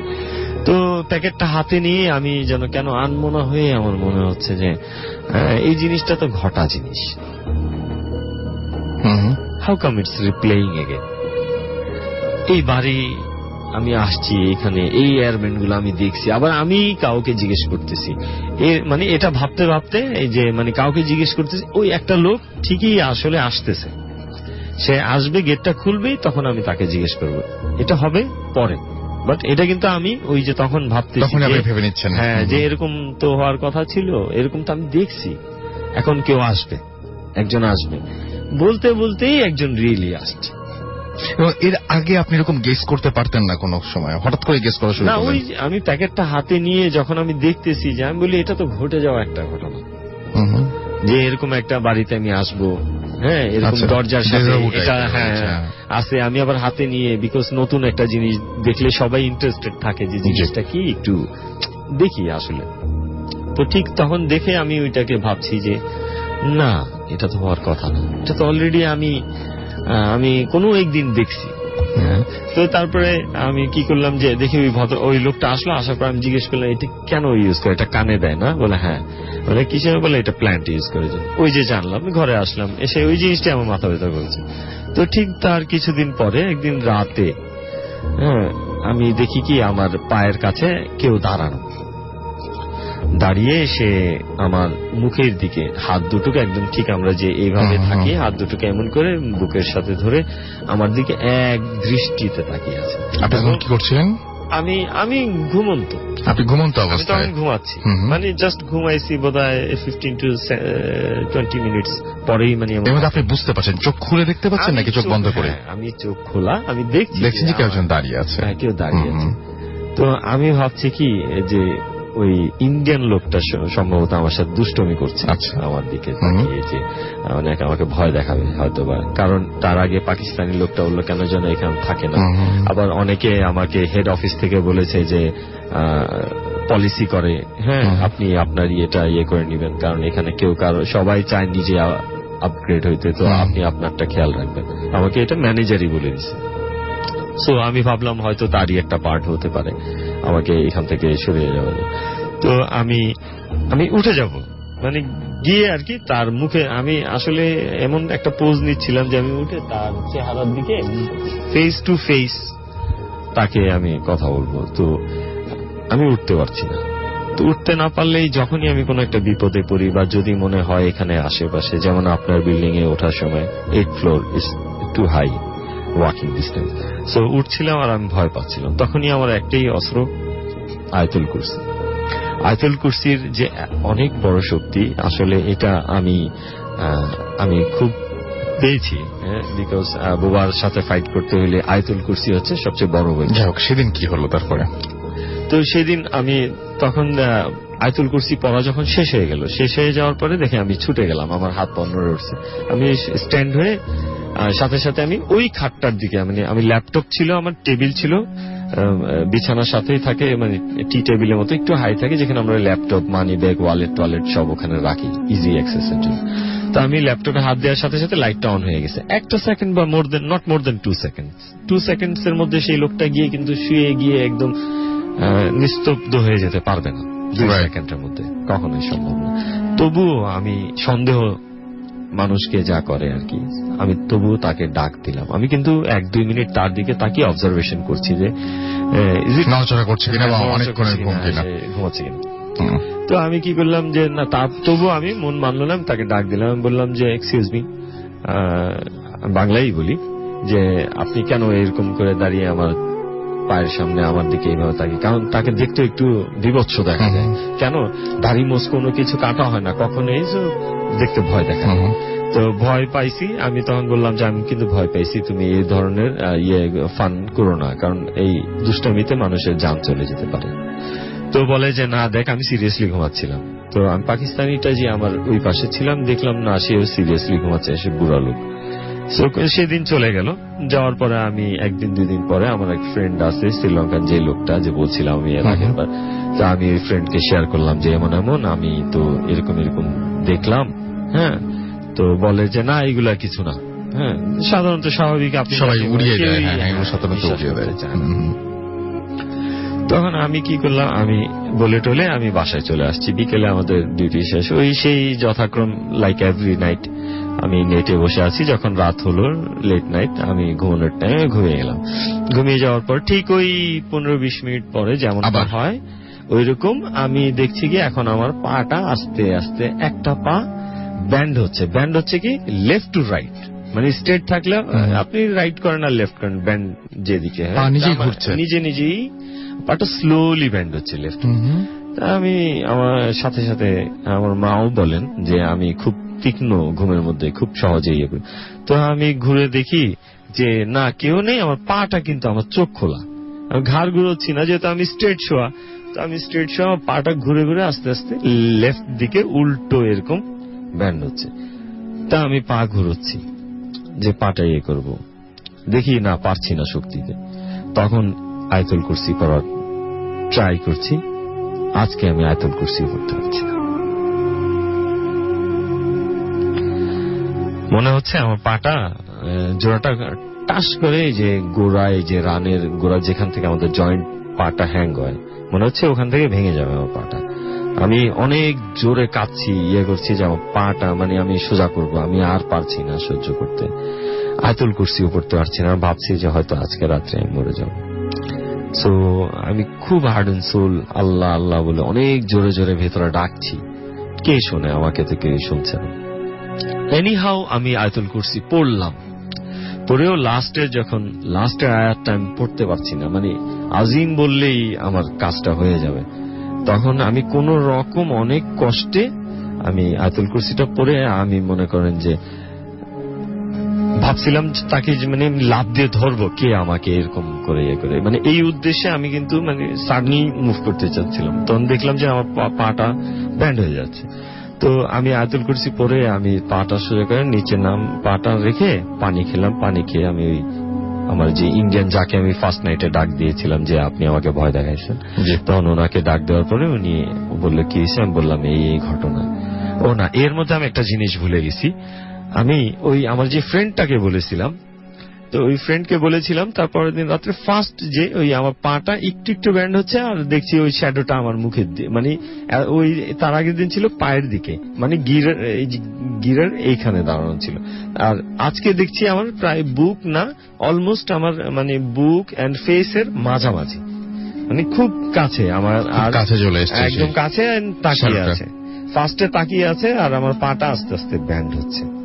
ফার্স্টে তাকিয়ে আছে আর পাটা আস্তে আস্তে ব্যান্ড হচ্ছে।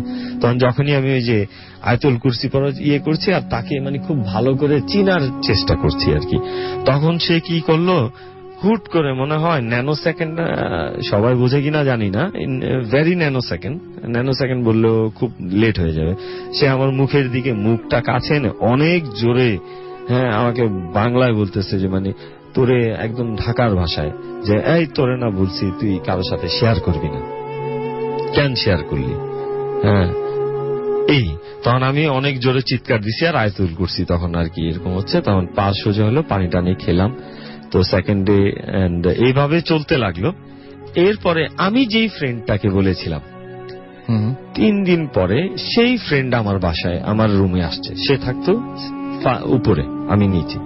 সে এসে আমাকে বলতেছে এই আসিফ, আমাকে ডাকছে, আমাকে ওটা বলে তুই আমার সাথে দুষ্টামি করছ কেন, কি হয়েছে না হয়েছে তোর সাথে হয়েছে, তুই আমাকে কেন ইয়ে করছিস? আমি কি করলাম? বলে তুই আমার মাত্র ডাক দিয়ে বললি নিচে আয়, এখন তুই বলিস তুই কিছু জানোস না। ভাই আল্লাহর কসম আমি ঘুমাচ্ছিলাম, আমি তোর সাথে কোনো ফান করিনি। বলে তুই নিজে আমাকে ডাক দিয়ে বললি নিচে আয়।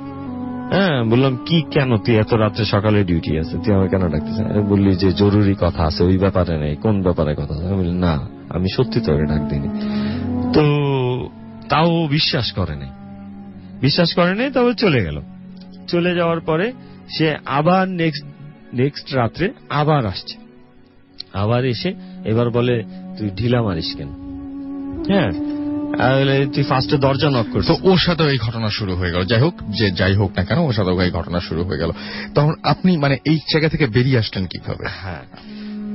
একদিন আমি দুপুরবেলা, আমি সেই দিন অফিসে যাইনি, না লাঞ্চ আওয়ারে আমি বাসায় এসেছি লাঞ্চ করতে। বাসায় এসে পরে দেখি আজান হচ্ছে, নামাজ শেষ, বাসা আসতে আসতে। তো আমি গাড়ি পার্ক করতে করতেই একজন অনেক বুড়ো লোক, পাশে কাতারির বাসা, মানে আশেপাশে সব হচ্ছে কাতারিদের বাসা, ওই মাঝখানে একটা বাসা ভাড়া নিয়ে কোম্পানি আমাদেরকে ওই ডুপ্লেক্স রাখে। তো আমি ওই বুড়া লোকটাকে মানে মনে করলাম যে এই লোকটাকে আমি জিজ্ঞেস করি, আমার এই বাসায় আবার ওই পাকিস্তানি সে কথাটা বললো, আবার এমন ঘটনা হলো, মানে সবকিছুর সাথে লিঙ্ক আপ আছে। হ্যাঁ, ওই যে পাকিস্তানি ফার্স্ট নাইট আমাকে বলছে সব লিঙ্ক আপ হচ্ছে। তো আমি এই বৃদ্ধ লোকটা, যেহেতু উনি বৃদ্ধ, সো অফকোর্স উনি এখানেই বৃদ্ধ হয়েছেন, তো ওনাকে জিজ্ঞেস করলে হয়তো বা কোনো ক্লু পাওয়া যেতে পারে। তো আমি ওনাকে ডাক দিলাম, আমি বললাম যে আঙ্কেল একটা কথা জিজ্ঞেস করবো, যেহেতু আরবিতে বলেছি সেখানে এখন আমি বাংলায় বলি, যে আঙ্কেল আমি এরকম এই বাসায় থাকি, আপনি কি এই বাসায় কি আপনার ইয়াং থেকে আপনি অনেক বছর ধরে এখানে আছেন? বলে কেন? আমি বলি না, যদি আপনি যে রিসেন্টলি হন তাহলে জিজ্ঞেস করবো না, যদি অনেক বছর থাকেন তাহলে জিজ্ঞেস করবো, হয়তো আপনি কিছু জানতে পারেন। বলে কি ব্যাপার? আমি বলি আমি এই বাসায় থাকি, আমি নতুন আসছি আজকে এতদিন, আমি এমন এমন দেখি। বলে তোমার রুম কোনটা? ওই মুরব্বী আমাকে জিজ্ঞেস করলেন যে তোমার রুম কোনটা? আমি বললাম যে এই রুমটা দেখালাম, যে কারণ ফার্স্ট রুমটাই আমার। আচ্ছা, ফার্স্ট রুমটাই আমার। তো রুমটা দেখানোর পরে আমাকে বলে তুমি কতদিন ধরে এমনি কোনো সমস্যা? আমি বলি না সমস্যা না, আমাকে ভয় দেখায়, এরকম একদিন পা ব্যাকা করে দিছে। তো বলে আবার কাউকে বলতে না, বলছি দেখেই সেদিন আমার পা ব্যাকা করে দিছে। বলে যে এইখানে একটা মেয়েকে রেপ করা হয় ওই জায়গাটায়, এন্ড রেপ করে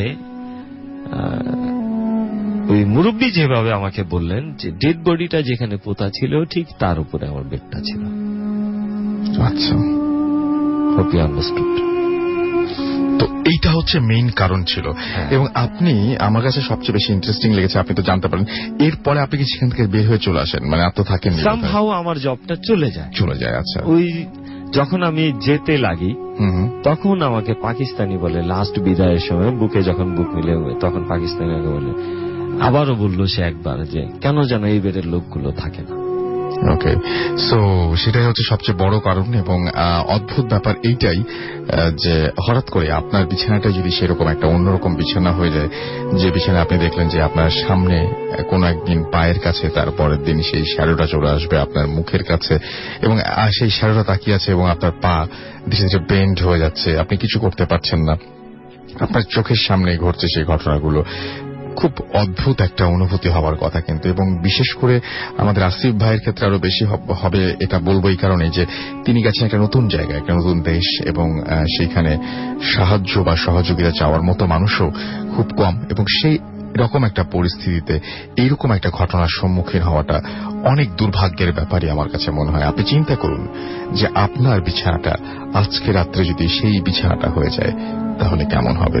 এই ভাবনাটা ভাবতে থাকুন, এবং আমার মনে হয় যে ভাবনা চলতে থাকুক। আমরা কিছু SMS পড়ে ফেলি। আমাদেরকে দেখতে পাচ্ছি যে সুনিধি SMS করেছেন সিলেট থেকে, এবং আমাদেরকে SMS করেছেন দেখতে পাচ্ছি ফিওনা, এবং আমাদেরকে SMS করেছেন দেখতে পাচ্ছি ইস্তিয়াক, এছাড়াও পারভেজ আমাদের SMS করেছেন, তানিয়া সুলতান আমাদের SMS করেছেন গোপালগঞ্জ থেকে, এছাড়াও দেখতে পাচ্ছি আমাদের মবিন SMS করেছেন তামান্না তিথি, এছাড়াও আমাদেরকে SMS করেছেন দেখতে পাচ্ছি নওশিন এবং নীল, এছাড়াও আমাদের দেখতে পাচ্ছি SMS করেছেন শরণ চিটাগং থেকে, আমাদের SMS করেছেন দেখতে পাচ্ছি ফয়সাল বরিশাল থেকে, এবং আমাদেরকে দেখতে পাচ্ছি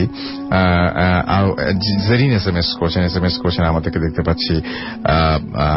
পাচ্ছি শান্ত যশোর থেকে, সুপ্তি এবং বর্ণ আমাদের SMS করেছেন, এবং SH আবরার আমাদের SMS করেছেন, এবং আমাদের অনেকেই মানে ম্যাক্সিমাম SMS যেটা সেটা হচ্ছে প্রশংসার দুই একটা না, এখন পর্যন্ত একটা SMS পেয়েছি যেটা শুরুতে পড়েছিলাম, তার একটা নেগেটিভ ছিল, বাকি ম্যাক্সিমাম SMS আমি দেখতে পাচ্ছি যে আজকের ঘটনা এবং আসিফ ভাইয়ের অনেক প্রশংসা, এবং শুরুতে যে আমাদের যে ডক্টর আলিফ যে ঘটনা বলেছিলেন সেই ঘটনাটা অনেক বেশি ভালো লেগেছে, সেটা তিনি তারা জানিয়েছেন। আজকে আরো ঘটনা রয়েছে যে ঘটনাগুলো আমরা এক একে শোনাবো। হৃদি আমাদের SMS করেছেন, ভালো লাগছে লিখেছেন। আদনান ময়মনসিং থেকে লিখেছেন আই লাভ ইউ ভূত এফএম। হিমেল আমাদের সাথে আছেন, আমাদেরকে এছাড়াও বাপ্পি SMS করেছেন হাজারিবাগ থেকে, এছাড়াও আমাদেরকে দেখতে পাচ্ছি লিখন SMS করেছেন আমাদেরকে, তুহিন SMS করেছেন আমাদেরকে, দিদারুল আলম, এছাড়াও আমাদের জেরিন SMS করেছেন রাশেদ সহ আরো অনেকে।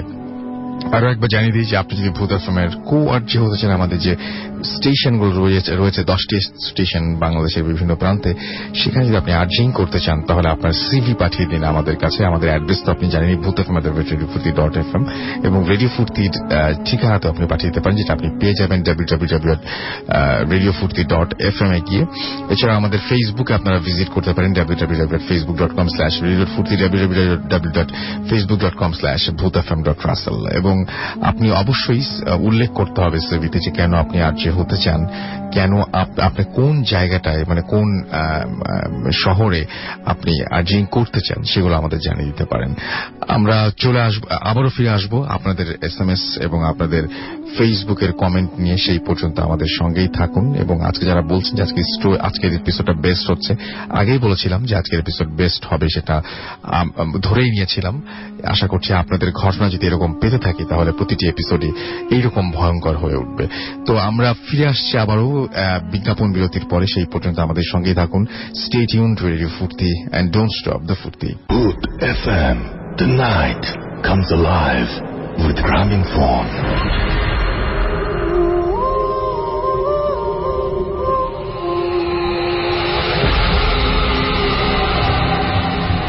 Welcome back.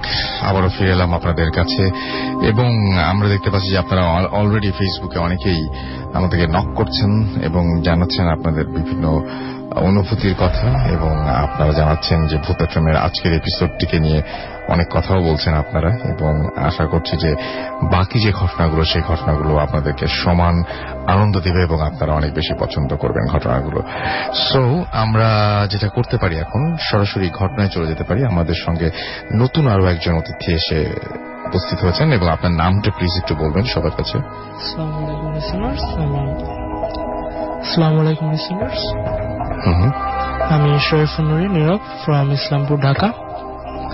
তো আমি সরাসরি আমার ঘটনায় চলে যাচ্ছি। ওকে। তো স্টোরিটা অ্যাকচুয়ালি আমার বাসা রিলেটেড, এন্ড আমাদের বাসাটার ফার্স্ট আমার ডিসক্রিপশনটা দিতে হবে যে আমাদের বাসাটার কি 4টা বেড আর একটা ড্রয়িং। তো যে 4টা বেড আছে তার মধ্যে একটা আর কি এক বাসার একেবারেই কর্নার সাইডে। তো ওই কর্নার সাইডে যে বেডটা, সেই বেড অ্যাকচুয়ালি আমাদের যেহেতু প্রয়োজনের চেয়ে বেশি রুম আছে, তো ওই বেডটা আর কি কেউ প্রয়োজন ছাড়া ইউজ করে না। তো 2013 এর ঘটনা। তো তখন আর কি আমি কোরআন শরীফ এভরি রমজান মান্থে আমার খতম দেওয়া হয় প্রতি বছরই। তো সেই বছর এরকম 26 or 27th রোজায় আমি আর কি কোরআন শরীফ পড়তেছিলাম। তো কোরআন শরীফ পড়তে পড়তে আমার রিডিং রুমটা আর কি লাইটের প্রবলেম করতেছে দেখে আমি আর কি ওই রুমটায় গেছি কোরআন শরীফটা নিয়ে, যে কোরআন শরীফ আমি পড়বো। তো পড়তেছি, ইউজুয়ালি পড়তেছি। তো কোরআন শরীফ পড়তে পড়তে একটা মোমেন্ট আমার মনে হলো যে আমার পিছে যে থাই গ্লাসটা আছে, মানে বারান্দার সাথে জয়েন্ট একটা বা একটা উইন্ডো আছে, সেই উইন্ডোটার যে থাই গ্লাসটা সেটা আর কি নক হচ্ছে। মানে আছে না যেরকম নক যে 2 seconds or 3 seconds পর পর একটা নির্দিষ্ট কম্পোজিশনের নক হচ্ছে। তো নকটা আর কি এট ফার্স্ট আমি ইগনোর করে যাই যে okay it's nothing, it might be a collapse of my years. But after some moments নকের মানে নকটা থেকে আঁচড়ে মানে পরিণত হয়, যে মানে আছে না যে থাই গ্লাসে যদি কেউ নক দিয়ে আঁচড় দেয় খুব জোরে জোরে, যে মানে সেরকম আঁচড়ের আওয়াজ আসতেছে, এন্ড সেটাও মানে কন্টিনিউয়াসলি হচ্ছে একটা নির্দিষ্ট টাইম পর পর। তো একটা টাইম সেটা আমাকে খুবই ফ্রেড আপ করে দেয় যে হোয়াটস গোয়িং অন। দেন আমি আর কি বারান্দাটা গেটটা যায় খুলে আর কি মানে দেখার জন্যই যে কি হচ্ছে আর কি, যে কেউ মজা করতেছে কিনা অর সামথিং লাইক দ্যাট। তো যখন আমি বারান্দার গেটটা খুললাম দেখলাম যে একটা ফ্ল্যাশ, গ্রিন লাইটের একটা ফ্ল্যাশ ইন আ সেকেন্ড আমার চোখের সামনে থেকে পাস হয়ে গেল। তো এট ফার্স্ট আমি মনে করছিলাম যে it might be a collapse of my eyes or something like that. So আমি এটা ইগনোর করি এন্ড কাউকে বলি না। তো তার কিছুদিন পরের ঘটনা, মানে আমার আপু একদিন বেসিনে আর কি হাত ধুচ্ছে। তো ওই রুমটার কি ওই বেসিনের ওখান থেকে দেখা যায়। তো সে কেন জানি মানে একটা তার মনে হয়েছে যে ওই বারান্দায় কেউ হাঁটাহাঁটি করতেছে। তো সে ওই রুমটায় তাকাইছে, ওই বারান্দাটা আর কি ওই রুমটা থেকে দেখা যায়। তো বারান্দায় তাকাইছে, তাকানোর পর সে দেখতেছে যে সেও আর কি সেম জিনিসটা দেখছে যে একটা গ্রিন ফ্ল্যাশ, সেটা কি পরে বলছে, সেও আর কি তখন শেয়ার করে নেয়। তো এরকম বিভিন্ন টাইমে আমার আব্বু, আমার আম্মু বা আমার family members, other family members or even আমাদের কাজের বুয়ারা পর্যন্ত সেই রুমটা আর কি বিভিন্ন সময় বিভিন্ন ইনসিডেন্ট ফলো করছে। শুধু এই রুমটা নেই, ইনফ্যাক্ট বারান্দাটাও বিভিন্ন আর কি প্যারানরমাল মুভমেন্টস আর কি ফিল করা যেত। তো যেটা মেইন যখন ঘটনাটা শুরু হয় সেটা হলো আমার আম্মুর সাথে। তো 2014 এর লাস্টের দিকে, না সরি 2015 অ্যাকচুয়ালি লাস্টের দিকে আর লাস্টের কিছুটা আগে, মাঝামাঝি যে আগস্ট সেপ্টেম্বর, তো তখন আর কি একটা টিপিক্যাল রাতে আব্বু তার রুমে ঘুমায় আছে। তো হঠাৎ আম্মুর আর কি ঘুমটা ভেঙে যায়, রাত তখন ডিপ রাত মোটামুটি। তো তখন আর কি ঘুমটা ভেঙে যাওয়ার পর আমার আম্মু কেন জানি মানে বারান্দার দিক তাকায়, তো তারটাও আর কি ওই গ্লাস থ্রু বারান্দাটা দেখা যায়। তো সে বারান্দার দিক তাকানোর পর তেমন কিছু লক্ষ্য করে না, বাট তার কানে নকের আওয়াজ, মানে নক করতেছে কেউ বারান্দা, এরকম আওয়াজ আসছে। কেন একটা মোমেন্টে যা সেম যেমন আমারটা হয়েছিল যে নকের পর আঁচড়, তো সেরকম আঁচড়ের আওয়াজ আসতে থাকে, যে কেউ একজন নেলস দিয়ে খুব জোরে জোরে আঁচড় কাটতেছে থাই গ্লাসটা। তো সে মানে কিছুটা বিরক্ত হয়ে যায়, বিরক্ত হয়ে সে এড়ায় যেতে চায় ব্যাপারটা। কিছুক্ষণ পর পর মানে এরকম হচ্ছে তো একটা টাইম সে ফিরা তাকায় যে আসলে বারান্দাটায় কি। তো যখন সে আর কি থাই গ্লাসটা খোলা আর কি বারান্দাটায় ফিরে তাকায়, সে দেখে যে একটা গ্রিন লাইট ফ্ল্যাশ, যেটা আর কি আমি দেখছি, আমার আপু দেখছেন, আদার্স অনেকেই দেখছি, আমার ফ্যামিলি মেম্বার্স। সে সেরকম একটা লাইট ফ্ল্যাশ যেতে দেখে, তো সেও সেম মনে করে যে এটা হয়তো তার কলাপস অফ আইস, দেন সে এড়ায় যায়। তো সে ঘুমানোর ট্রাই করে, তো ঘুম আসতেছে না। তো ঘুম আসতেছে না একটা টাইম সে আর কি আবার ওই জানালাটার দিক, তার বারবার কেন জানি মনে হচ্ছে যে মানে something is there. সো সে আবার ওই বারান্দাটার দিক তাকায়, দেখে যে একটা কালো কিছু একটা, মানে খুবই পিচ্ছিল টাইপ, যে আছে না যে অয়েলি, যে কালো যে সুর বলা হয়, যে খুব অয়েলি থাকে, সেই টাইপ কিছু একটা, মানে লাইটের মতো থাই গ্লাসটা ভেদ করে ভিতরে ঢুকা যায় বেডের নিচে চলে যায়। আম্মু বুঝে বেডটা শোয়া, সে বেডের নিচে ঢুকে যায়। তো বেডের নিচে ঢুকে যাওয়ার পর সে খুব ভয় পায়, মানে তারপর সে এটাকেও ইগনোর করার ট্রাই করে। In fact she was much braver in this incident. তো সে এটাকেও ইগনোর করার ট্রাই করে। সো ইগনোর সে হয়তো করেই ফেলতো যদি এটা না হতো যে সে যখন তার চোখ অফ করে মানে ঘুমানো ট্রাই করতেছে, সে ফিল করে যে তার পেটে কিছু একটা মানে পেইন ফিল হচ্ছে তার। তো সে আর কি পেইন ফিল হচ্ছে, যেন পেটে কি হচ্ছে এটা দেখার জন্য সে তাকে দেখে যে ওই কালো জিনিসটা ফানেল টাইপ কিছু একটা দিয়ে তার পেটের মানে সাইড থেকে, কোমরের সাইডটা থেকে ব্লাড চুষে নিচ্ছে, মানে ব্লাড খাওয়ার ট্রাই করতেছে। এন্ড সেটা দেখে সে actually gone out of her control, and সে আব্বুকে ডাকার ট্রাই করে। বাট সে তার মধ্যে সে আব্বুকে ডাকছে, বাট আব্বু অ্যাকচুয়ালি যতটুকু বলছে যে আব্বু কিছুই শুনতে পায় না। তো শুনতে যখন পায় না, তো সে আর কি অ্যাট লাস্ট দোয়া পড়া শুরু করেন, জিনিসটাকে জড়ায় ধরার ট্রাই করে। বাট জিনিসটা খুবই অয়েলি ছিল, যেটা ফার্স্টে বলছি। তো জিনিসটা আর কি went through her hands, and সেটা আবার বেডের নিচে ঢুকে যায়। তো যখন সেটা বেডের নিচে ঢুকে যায়, তখন সে খুব জোরে শাউট করে, এন্ড সেই শাউটে আব্বুর ঘুম ভাঙা যায়, আমার ঘুম ভাঙা যায়, আমি তার রুমে আসি। তো আর কি সে আব্বুকে, ইনফ্যাক্ট তার যখন আব্বুর ঘুম ভেঙে যায়, তখনও সে বলতেছিল যে আব্বুকে যে বাঁচাও, আমার ব্লাড নিয়ে যাচ্ছে, বা আমার ব্লাড নিয়ে যাচ্ছে, সামথিং লাইক দ্যাট। তো এটার পর কিছুদিন পর তার আস্তে আস্তে ব্লাড কমে যাওয়া শুরু করে, মানে শরীরে আননোনলি ব্লাড কমে যাওয়া শুরু করে, আনটিপিক্যালি ব্লাডিং হইতে থাকে তার। তো সেটার জন্য অনেক ডক্টর দেখানো হয়, অনেক থেরাপি নেওয়া হয়। at the moment তার হিমোগ্লোবিনের অ্যামাউন্ট 14 থেকে 6 নেই মাঝে, এন্ড এই জন্য তার in fact 9 to 10 bags even blood দেওয়া হয় তার শরীরে, but nothing was happening. And একটা টাইম যেটা হয় যে মানে আমরা সব ছাইড়াই দিই যে, এন্ড এটাকে নর্মালি নিই যে এটা হয়তো হবেই আমাদের সাথে, এন্ড আম্মু খুবই সিক হয়ে যায়। তো তখন আমাদের বাসার একটা কাজের বুয়া আর কি, সে বলে যে নদীর ওপার, যেটা আর কি কেরানীগঞ্জের সাইডে একজন হুজুর আছেন। হুজুর বলতে তিনি মানে এইসব প্যারানর্মাল অ্যাক্টিভিটিস নিয়ে কাজ করেন, তিনি আর কি এই প্রবলেমটা সলভ করতে পারবেন। তো যখন আর কি এই প্যারানর্মাল, জি আপনি কিছু বলতে যাচ্ছেন মনে হয়। জি হ্যাঁ, মানে আপনি যিনি গল্প বলছেন তার বাবা। হ্যাঁ, আমি হলাম শরীফুন্নূরের আব্বা। তো যেটা বলতেছিল আর কি, এটা হলো যে ওই কেরানীগঞ্জ, উনি হলো একজন দরবার, শশীনা দরবারের একজন ভক্ত। তো উনি যা কিছুই করেন কোরআন দিয়া করেন। তা আমরা ওখানে যাওয়ার পরে ওখানে উনি আমাদেরকে, আমার ওয়াইফকে একটা হাতে একটা পাথরের মতো দিল। দেওয়ার পরে ওইটা দিয়ে পরীক্ষা করে বলল যে আসলে তো আপনার অনেক ক্ষতি আছে, বা আপনার উপরে ব্ল্যাক ম্যাজিক যাকে বলে আর কি, এরকম একটা কিছু আছে। তাই উনি অনেক ইটি দিল, তদবির দিল যাকে বলে, কোরআন থেকে কিছু তাবিজ, কিছু কবজ এগুলো দিল, পানি দিল, লেখা দিল, খেতে বললো। খাটার পর হলো তো হঠাৎ করে লাস্ট কিছুদিন আগে 2016 সপ্তাহ ফেব্রুয়ারির মাঝামাঝি ওনাকে আমার বাসায় আনা হলো যে ভাই আপনি একটু আমার বাসাটা চেক করেন, যে আমরা তো রাত্রে এখন এরকম ভয় পাই এবং আপনার বোন রাত্রে ঘুমাতে পারে না, সে অনেক কিছু দেখে, বিকট কিছু দেখে যে তারা এসে কালো কিছু দাঁড়াই রয়েছে, বা সে হাঁটতে গেলে একা যদি বাসায় থাকে বা কিছু করে তখন হাঁটতে গেলে পিছনে মনে হয় কে জানি হাঁটতেছে, মানে শব্দ করতেছে, তাকাই দেখে কিছু না পিছনে,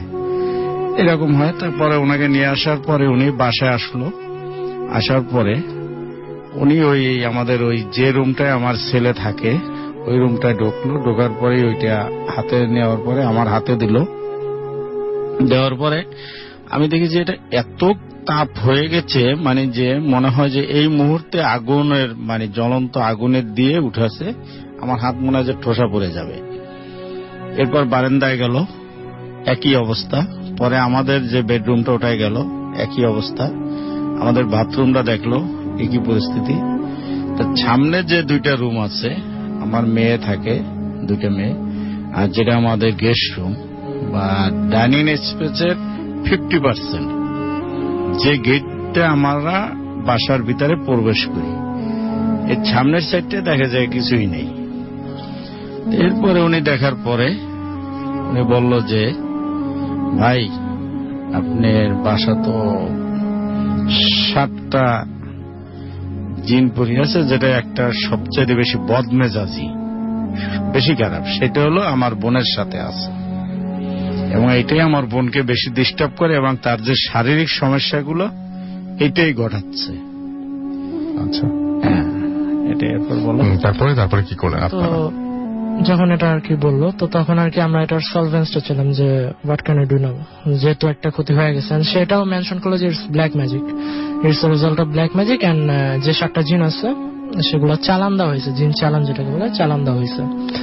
তো এখন 7টা জিন, সে বললো যে একেবারে 7টা জিনকে আর কি কোনো মতে আর কি ইউজ করা পসিবল না, যে মানে যেটা সবচেয়ে বদমেজাজি সেটাকে যদি কোনো মতে ইউজ করা যায় then it's possible to seek it out of the proceedings. তো প্রথমে সে আর কি আম্মুর যে প্রবলেমটা, ব্লাড কমে যাইতেছে, তো সেই প্রবলেমটার জন্য আর কি আম্মুকে প্রথমে পানি দিল, একটা পড়া পানি। তো সেটা আম্মু নিতেছিল, আস্তে আস্তে ব্লাডটা আর কি, ব্লাডের যে প্রবলেমটা সেটা আস্তে আস্তে সলভ হইতেছিল। দেন সে বললো যে একটা শাওয়ার দিতে হবে আম্মুকে, মানে যেটাকে আর কি এই লাইনে গোসল দেওয়া বলা হয়। তো সেই গোসলটা দেওয়া হবে কখন, একটা মাগরিবের পরে, একটা টাইমে, একটা ডে মাগরিবের পরে। তো সে তখন গোসলটা দিল, গোসলটা দেওয়ার পর আল্লাহর রহমতে মোটামুটি সেই প্রবলেমটা সলভ হয়ে গেল, আমার ব্লাডের প্রবলেমটা। এখনো স্টিল আর কি আমাদের বাসাটা আন্ডার প্রসিডিং আছে, and to get out of black magic এটা এখনো কিছু প্রসিডিং আমরা ফলো করতেছি। সো আই থিঙ্ক আল্লাহর রহমতে আস্তে আস্তে সব ব্ল্যাক ম্যাজিকের প্রভাবে আমাদের বাসা থেকে হয়তো সিকিউর করা যাবে, বাট স্টিল আমাদের বাসায় বিভিন্ন প্যারানরমাল মুভমেন্টস ফিল হয়। সো এই ছিল ঘটনা। অনেক ধন্যবাদ আপনাকে আপনাদের ঘটনার জন্য, এবং আশা করছি যে আপনাদের এই ঘটনাটা ভালো লেগেছে। আমি বলছিলাম যে অনেকক্ষণ ধরে যে ফেসবুকে আমাদের যারা নক করছেন তাদেরকে আমরা হতাশ করতে চাই না, এবং কিছু আপনাদের যে সমস্ত কমেন্ট, সেই কমেন্টগুলো আমরা পড়তে চাই। এবং আমি দেখতে পাচ্ছি যে অনেকেই আমাদের সাথে রাত জেগে এখনো পর্যন্ত রয়েছেন। আমাদেরকে দেখতে পাচ্ছি যে অনেকদিন পর ভূত এফএম শুনছি, খুব খুব খুব ভয় লাগছে লাস্ট স্টোরিটা শুনে। আব্দুল্লাহ নোমান আমাদের লিখেছেন। এছাড়া আমাদের দেখতে পাচ্ছি যে জাকি চৌধুরী লিখেছেন। এছাড়া আমাদের এখানে লিখেছেন দেখতে পাচ্ছি মুহাইমিন মাহি আমাদের এখানে লিখেছেন যে ব্ল্যাক ম্যাজিক। রুবেল গাজী আমাদের লিখেছেন আমি ওমান থেকে, এবং দ্বিতীয় স্টোরিটা অনেক ইন্টারেস্টিং লেগেছে তার কাছে। আমাদেরকে এছাড়া দেখতে পাচ্ছি আদনান হুসাইন লিখেছেন যে আউটস্ট্যান্ডিং সব ঘটনা। আমাদেরকে এছাড়া দেখতে পাচ্ছি শান্ত এসকে লিখেছেন যে সুন্দর একটি, আচ্ছা তিনি ভিডিও দেখতে চান যারা আজকের পার্টিসিপেন্ট তাদের কথা বলছেন সম্ভবত। এছাড়াও আমি দেখতে পাচ্ছি যে আমাদের এইখানে কমেন্ট করেছেন, দেখতে পাচ্ছি যে বাবুল, এছাড়া আমাদের এখানে রিজওয়ান শাম্য, এছাড়াও সাদিয়া সাইদ আমাদের এখানে আছেন, আমাদের সাথে রয়েছেন রকস্টার বাবুল সহ আরো অনেকে। যাই হোক, আমাদের এখানে এসএমএসও আছে। আসাদ আমাদের SMS করেছেন ভূতের গলি থেকে, এবং আমাদেরকে SMS করেছেন দেখতে পাচ্ছি জিসান বরিশাল থেকে। এছাড়াও আমাদের এখানে আদনান আবিদ নারায়ণগঞ্জ থেকে SMS করেছেন, এবং আমাদেরকে SMS করেছেন দেখতে পাচ্ছি আজি বেলাল চট্টগ্রাম থেকে, এবং আমাদেরকে রুকন ময়মনসিং থেকে SMS করেছেন রাজ রাজশাহী থেকে। আমাদেরকে SMS করেছেন MD ইমাদ মৌলভীবাজার থেকে, নিলয় কুষ্টিয়া থেকে SMS করেছেন মুনতাসির আমাদের সাথে, এবং তার ওয়াইফ ঐশী আমাদের সঙ্গে রয়েছেন। আসাদ আমাদের সাথে রয়েছেন দেখতে পাচ্ছি রিয়াদ ময়মনসিং থেকে। এছাড়া আমাদের সাথে রয়েছেন দেখতে পাচ্ছি সাইম, এছাড়া আমাদের সাথে রাসেল আহমেদ রয়েছেন, আমাদের সাথে রয়েছেন সুজন, সজীব আমাদের সাথে রয়েছেন বগুড়া থেকে। এছাড়াও আমাদের সাথে রয়েছেন রকিবুল ইসলাম, আমাদের সাথে রয়েছেন অলোক আচার্যী, এছাড়া আমাদের সাথে রয়েছেন ঈশা মনি, আমাদের সাথে রয়েছেন বুশরা সহ আরো অনেকে। আপনি যদি আমাদের SMS করতে চান মোবাইলে মেসেজ অপশনে গিয়ে টাইপ করুন ফুর্তি FORTI ফুর্তি, স্পেস দিয়ে লিখুন আপনার নাম, স্পেস দিয়ে আপনার মেসেজ পাঠিয়ে দিন 9840 নাম্বারে। আমাদের ইমেল করতে চাইলে আমাদের ইমেল অ্যাড্রেস হচ্ছে bhutfm@radiofurti.fm। যারা বলছেন আজকের এপিসোডটি বেস্ট, তাদেরকে বলবো যে আপনাদের প্রতিটি এরকম জমজমাট এপিসোড উপহার দেওয়ার জন্য আপনাদের ঘটনা পাঠানোটা খুব জরুরি, এবং সেজন্য অবশ্যই আমাদের ঘটনা পাঠাবেন। আমাদের অ্যাড্রেসে জানলেনি, আমি স্পেলিংটা বলে দিচ্ছি BHWTFM@radioforti.fm। আপনার নাম, ঠিকানা এবং ফোন নাম্বার সহ আপনার জীবনে ঘটে যাওয়া বা আপনার জানা সেরা ঘটনা লিখে পাঠিয়ে দিন আমাদের কাছে। ঘটনার শুরুতে অবশ্যই উল্লেখ করুন যে ঘটনাটি আপনি স্টুডিওতে এসে শেয়ার করতে চান, নাকি আপনি চান আপনার ঘটনাটা আমরা পড়ে শোনাই। যারা দেশের বাইরে রয়েছেন তারা সরাসরি অডিও ক্লিপ পাঠিয়ে দিতে পারেন, ঘটনাও পাঠিয়ে দিতে পারেন। আর আমাদের ফেসবুক পেজ ভিজিট করতে চাইলে চলে যান www.facebook.com/radiofurti and www.facebook.com/bhutfm.russell। একটা ছোট্ট বিরতি নিয়ে আবারও ফিরে আসবো এখনই। সেই পর্যন্ত আশা করছি আমাদের সঙ্গেই থাকবেন। Stay tuned to Radio Furti and don't stop the Furti. The night comes alive with gramophone.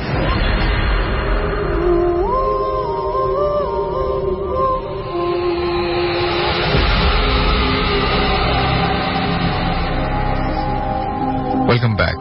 আবার ফিরে এলাম, আমি রাসেল, আমার সাথে রয়েছে মাসুদ, এবং আজকে অতিথিরা আপনাদের সবাইকে স্বাগত জানাচ্ছি। এবং এই মুহূর্তে আমাদের সঙ্গে রয়েছেন হাফেজ মাইনুদ্দিন, এবং আপনার সাথে একটা ছোট্ট ঘটনা জানবো যে আমরা শুরু করেছিলাম আপনাকে দিয়ে, যে অনেক সময় সাহায্য চেলে অনেক সময় পাওয়া যায়, এবং কে কখন সাহায্য করে বলা যায় না।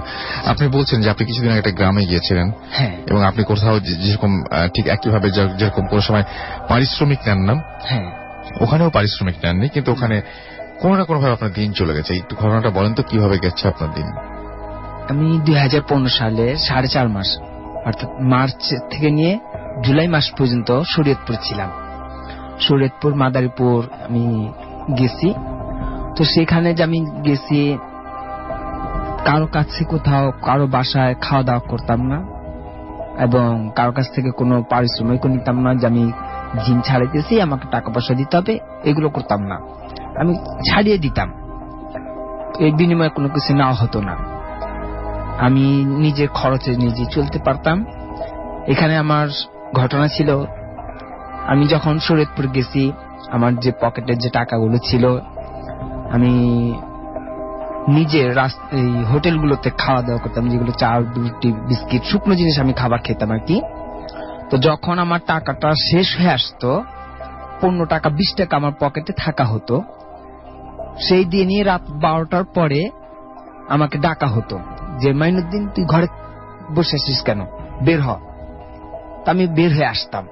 তো বের হয়ে আসলে দেখা যেত যে আমি যে জায়গায় থাকতাম, শরীয়তপুরের কারিগর বাড়ি, আর ওই গ্রামের এরকম একজন মুখ চেনার লোকের মতোই উনি আসতো, এসে আমাকে বাঁশবনের ভিতর, নদীর পাড় বাঁশবনের ভিতরে খুব অন্ধকার জায়গায় নিয়ে গিয়ে কথা বলার পরে পকেট থেকে আমাকে 200 টাকা 300 টাকা দিয়ে যেত।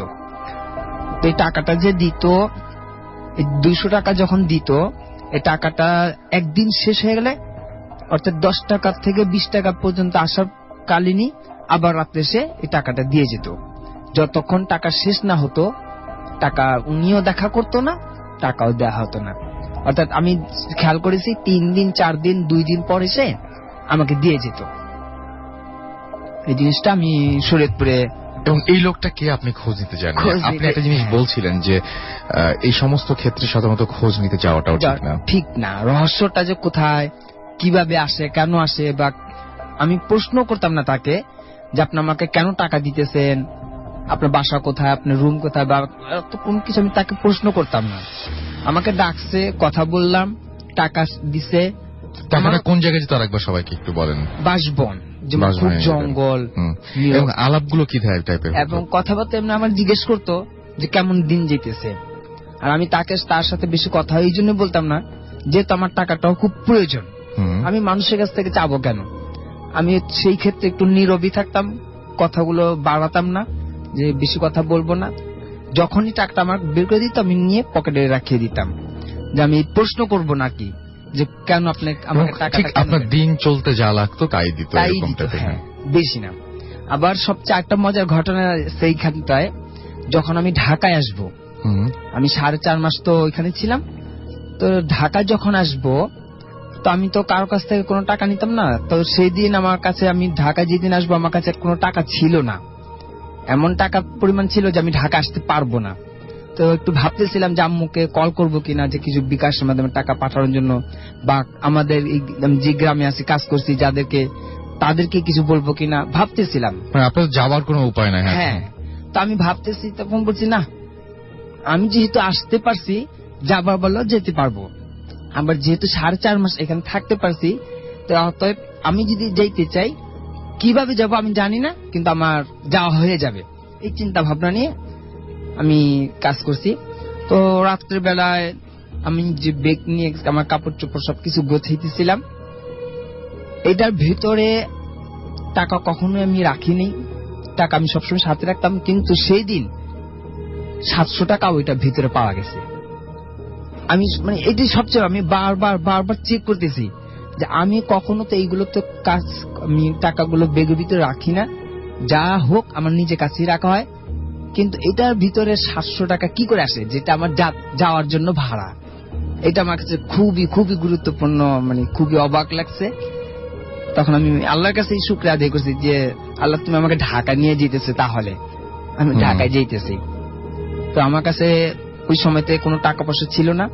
কাপড় যখন আমি ব্যাগটাতে গুছাইতেছি, ভিতরে দেখি যে 700 টাকা ওইটার ভিতরে। ওকে, সো অনেক ধন্যবাদ আপনাকে। আমি এটাই বলছিলাম যে আপনি যদি মন থেকে কোনো কিছু চান, এবং আপনি যদি সত্যি কোনো মানুষকে যদি আপনি উপকার করেন, তার একটা প্রতিদান রয়েছে, এবং যদি মন থেকে সত্যি কিছু চান আল্লাহ তাআলার কাছে, বা সত্যি আপনি যদি চাওয়ার মতো করে চাইতে পারেন, তাহলে দেখবেন যে কিভাবে সেটা আপনার কাছে আসবে আপনি নিজে টেরও পাবেন না।